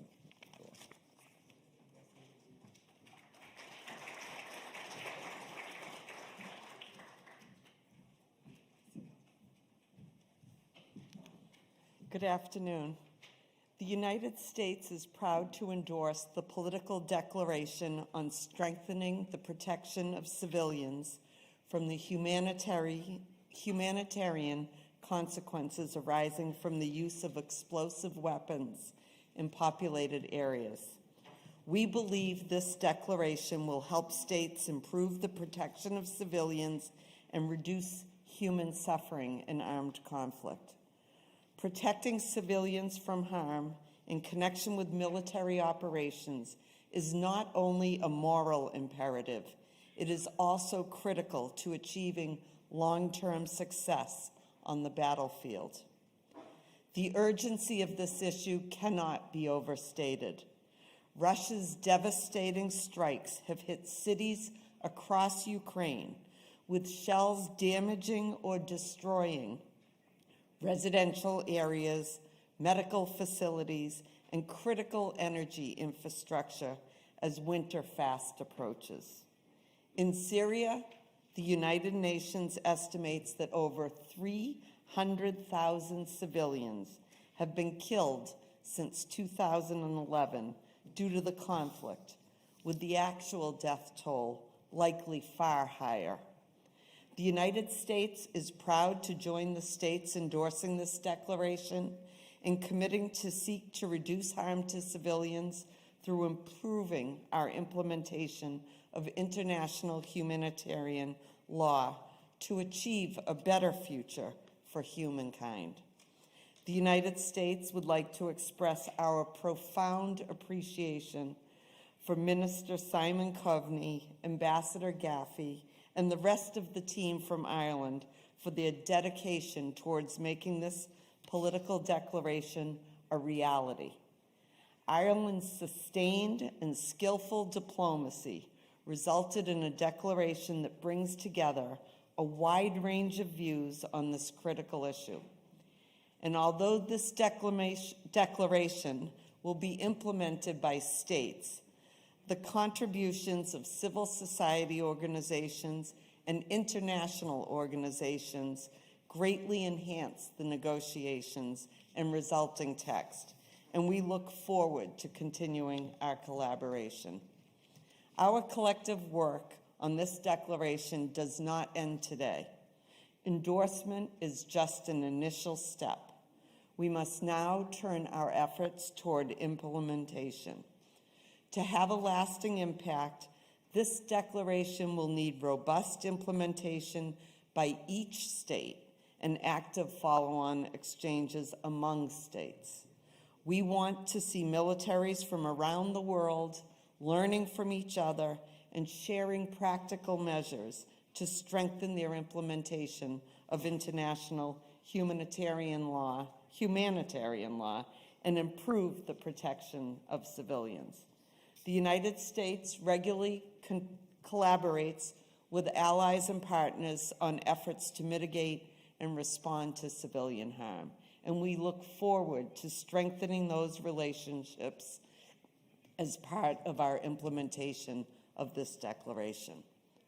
Although the commitments set forth in this declaration are already reflected in existing U.S. military policy and practice, the U.S. military continually strives to improve its policies and practices in this area. On August 25th, Secretary of Defense Austin issued the U.S. Department of Defense's Civilian Harm Mitigation and Response Action Plan, which sets forth 11 objectives and specific actions to advance those objectives over the next 4 years. These efforts include the establishment of a new Civil Protection Center of Excellence, dedicated civilian harm mitigation and response personnel throughout the department, and a data management platform for data related to civilian harm. We look forward to sharing more information on this plan with you this afternoon. In closing, thank you again, Ireland, for facilitating our work, and to all the delegations that are here to support this declaration. We look forward to a productive session today and to work with all of you going forward to strengthen our collective efforts to reduce human suffering. Thank you.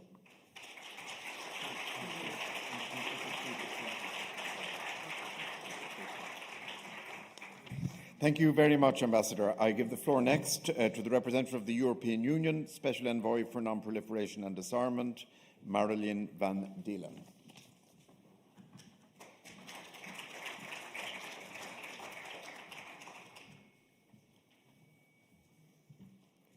Excellencies, Ministers, ladies and gentlemen. On behalf of EU High Representative for Common Foreign and Security Policy, Joseph Borrell, please allow me to thank the Irish Foreign Minister and Minister for Defence for the invitation to attend the signature of the new political declaration on strengthening the protection of civilians from the humanitarian consequences arising from the use of explosive weapons in populated areas. The EU High Representative could unfortunately not be here today, and he has asked me to represent him on this important occasion. Let me begin by emphasizing that the EWIPA political declaration is an important achievement, contributing to what the EU stands for: international law and rules-based order. The European Union and its member states are committed to respect and fully comply with international humanitarian law, as well as to continue implementing the EU guidelines on the promotion of compliance with IHL.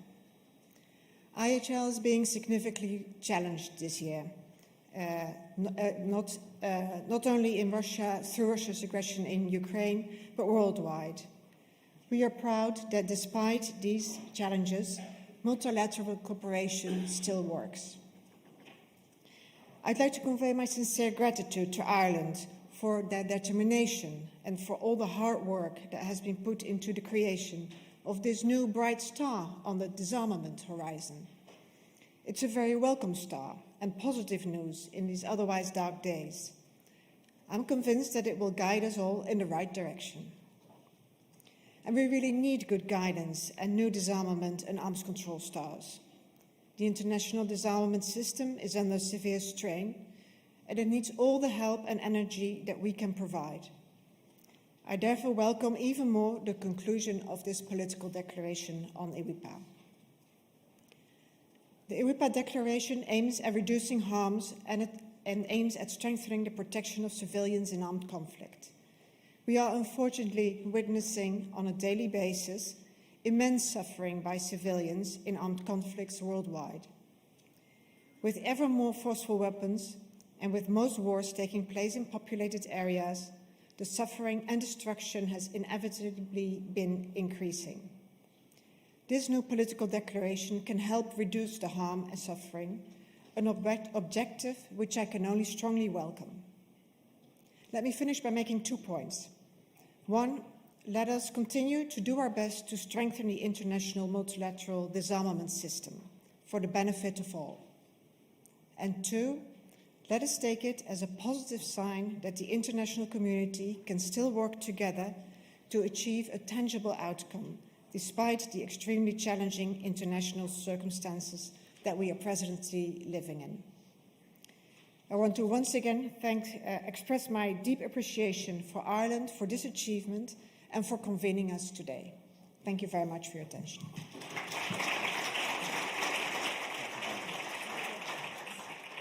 Thank you very much.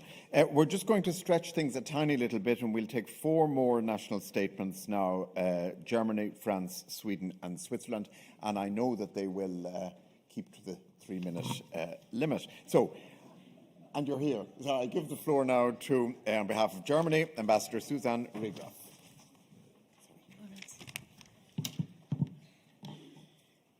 Ambassador Gaffey, Ministers, Excellencies, ladies and gentlemen, allow me to thank Minister Coveney and the Republic of Ireland not only for today's adoption ceremony, but also for your immense efforts over the last years. The world owes you and your colleagues deep gratitude.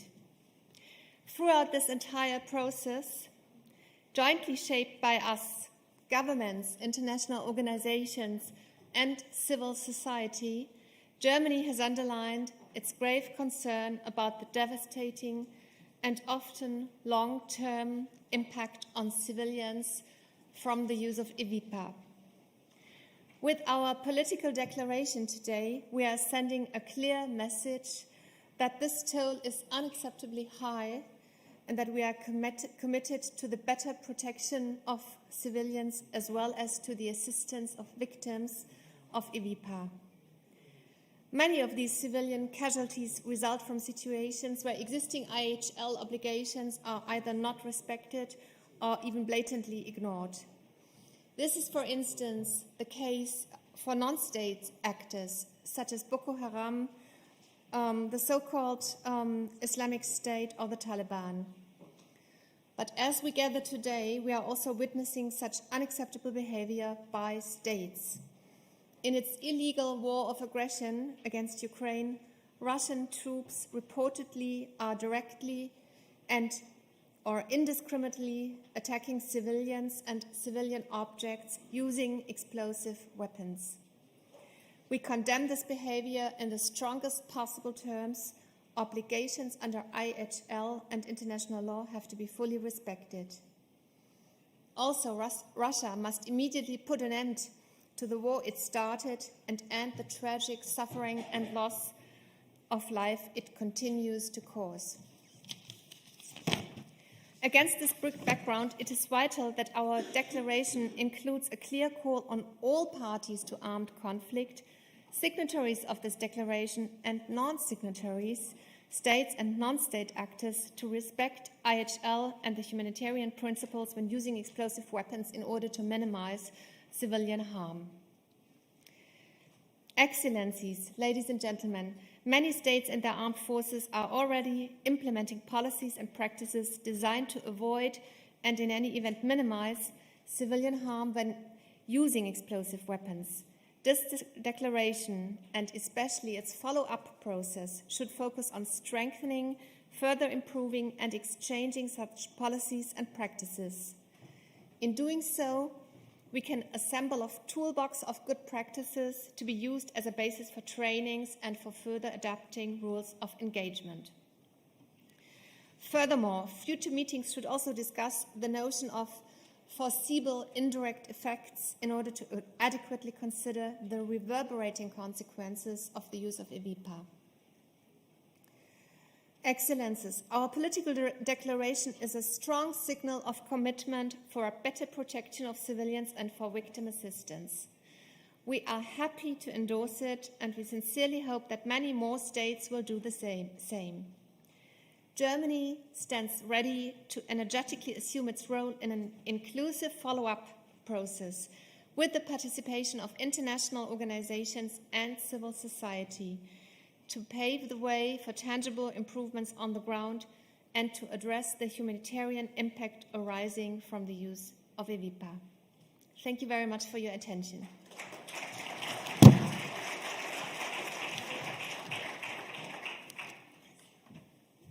Thank you very much. I give the floor next on behalf of France to Ambassador Vincent Guérin. You have the floor.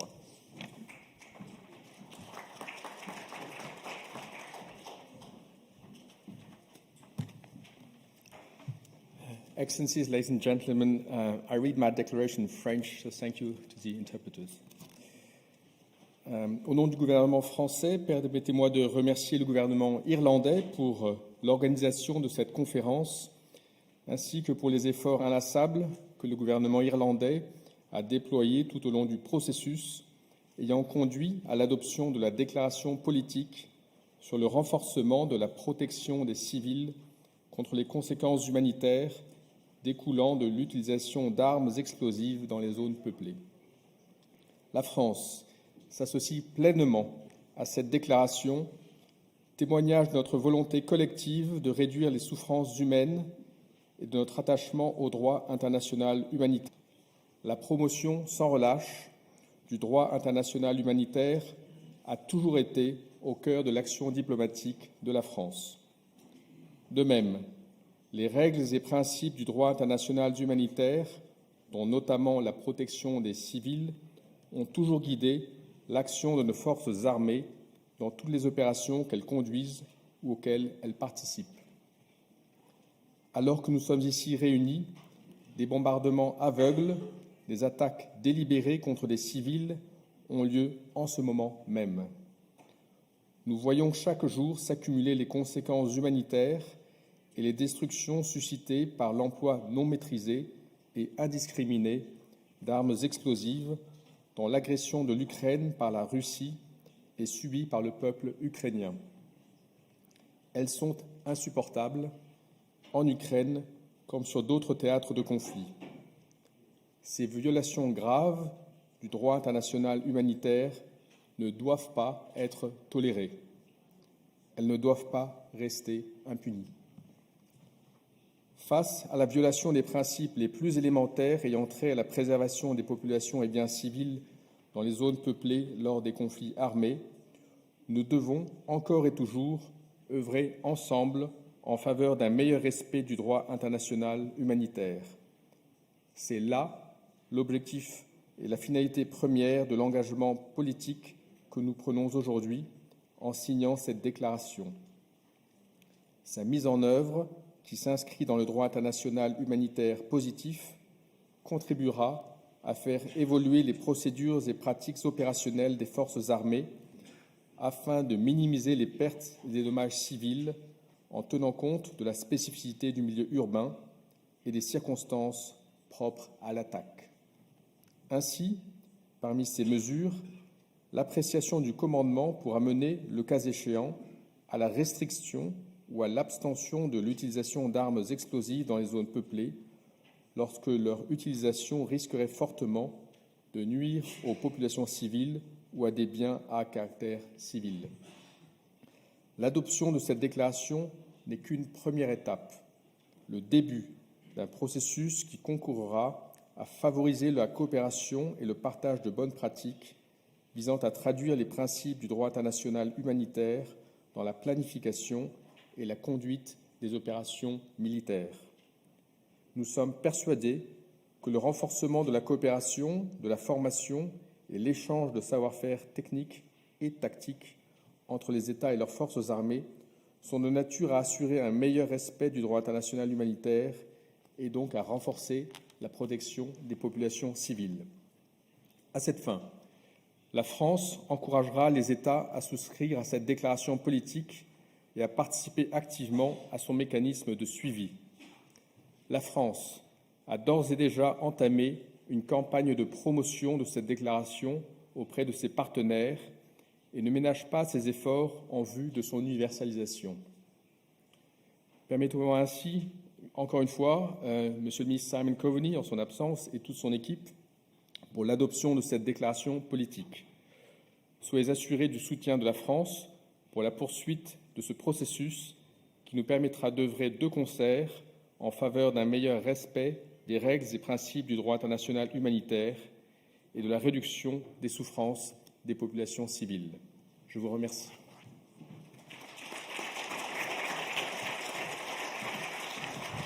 Thank you.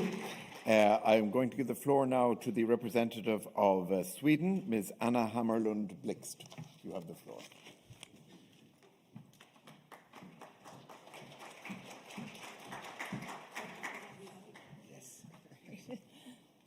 Good morning. It's an honor for me to be here today on this important occasion. The conclusion of the negotiations and the adoption of the EVIPA declaration is indeed a significant achievement. It's an encouraging sign that despite the deeply worrying international security environment in which we find ourselves, we are able to unite behind this crucial topic. The declaration, as we've heard many say before me, marks the culmination of almost 3 years of open and transparent multi-stakeholder consultations involving UN member states, regional and international organizations, the ICRC, civil society, and more. And as a staunch supporter of international law, including international humanitarian law and international human rights law, Sweden is very pleased to have been part of the process leading up to the adoption of the declaration today. Thanks to the able and commendable stewardship of the Republic of Ireland, the international community's shared commitment to protect civilians and civilian objects in armed conflict and upholding existing international law has yielded concrete results. The current declaration is an achievement not only because of its content and purpose, but also with regard to the times in which it is adopted. Russia's unprovoked and illegal aggression against Ukraine is a stark reminder of the importance of this declaration. Russia's use of explosive weapons and its brutal attacks on civilians and civilian objects, including schools, playgrounds, and hospitals, is deeply shocking. But unfortunately, it's not an isolated case. It's the latest of a long list of examples, including Syria, Yemen, where certain actors have shown little, if no regard, for the protection of civilians in armed conflicts. Sweden is committed to this political declaration and convinced that the implementation of the commitments therein will reduce harm and save lives. We believe that it will strengthen the respect for and implementation of existing IHL globally and help to uphold the rules and principles that we as states are bound by. Through this declaration, Sweden is proud to be part of a broad group of countries, a broad group, not just countries, ensuring that those most vulnerable will get the protection that they deserve. Thank you very much.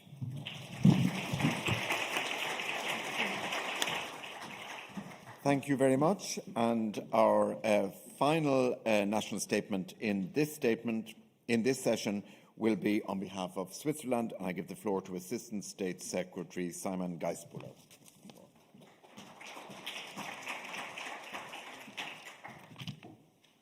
Ministre, Excellences, Mesdames et Messieurs, la Suisse remercie la République d'Irlande d'avoir organisé cette conférence et d'avoir dirigé le processus au cours des 3 dernières années. Nous remercions également les États, l'ONU, le CICR et la société civile pour leurs importantes contributions.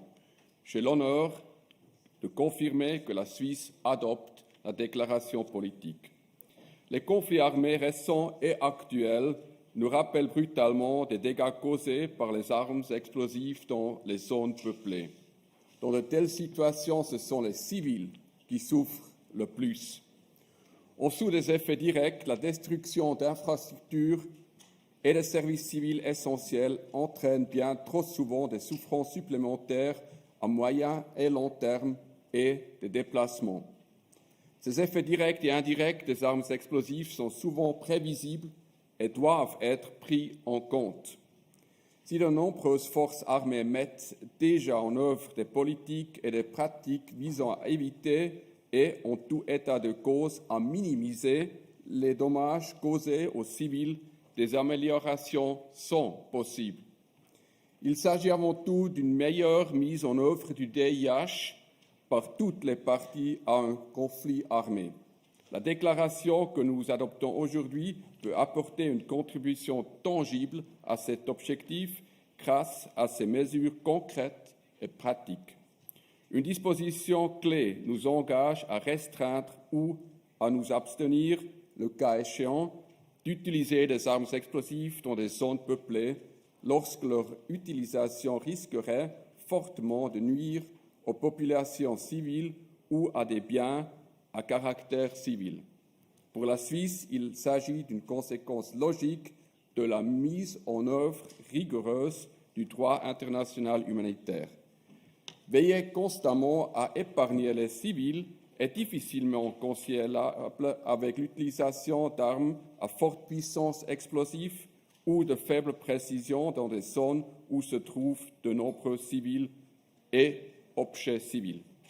Si la mise en œuvre varie au cas par cas, l'objectif principal du DIH, à savoir limiter les effets des conflits armés, doit toujours nous guider.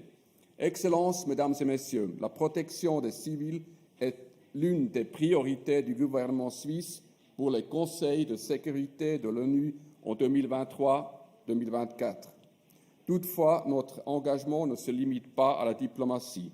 Au sein de l'armée suisse, le respect du DIH et la protection des civils sont systématiquement intégrés dans les programmes de formation militaire. De même, les conseillers juridiques sont impliqués aux différents niveaux de la chaîne de commandement. Tous les États présents aujourd'hui montrent leurs engagements à respecter le DIH. La Suisse exhorte tous les États qui ne l'ont pas encore fait à adopter la déclaration politique dès que possible et à travailler ensemble à sa mise en œuvre. Je vous remercie.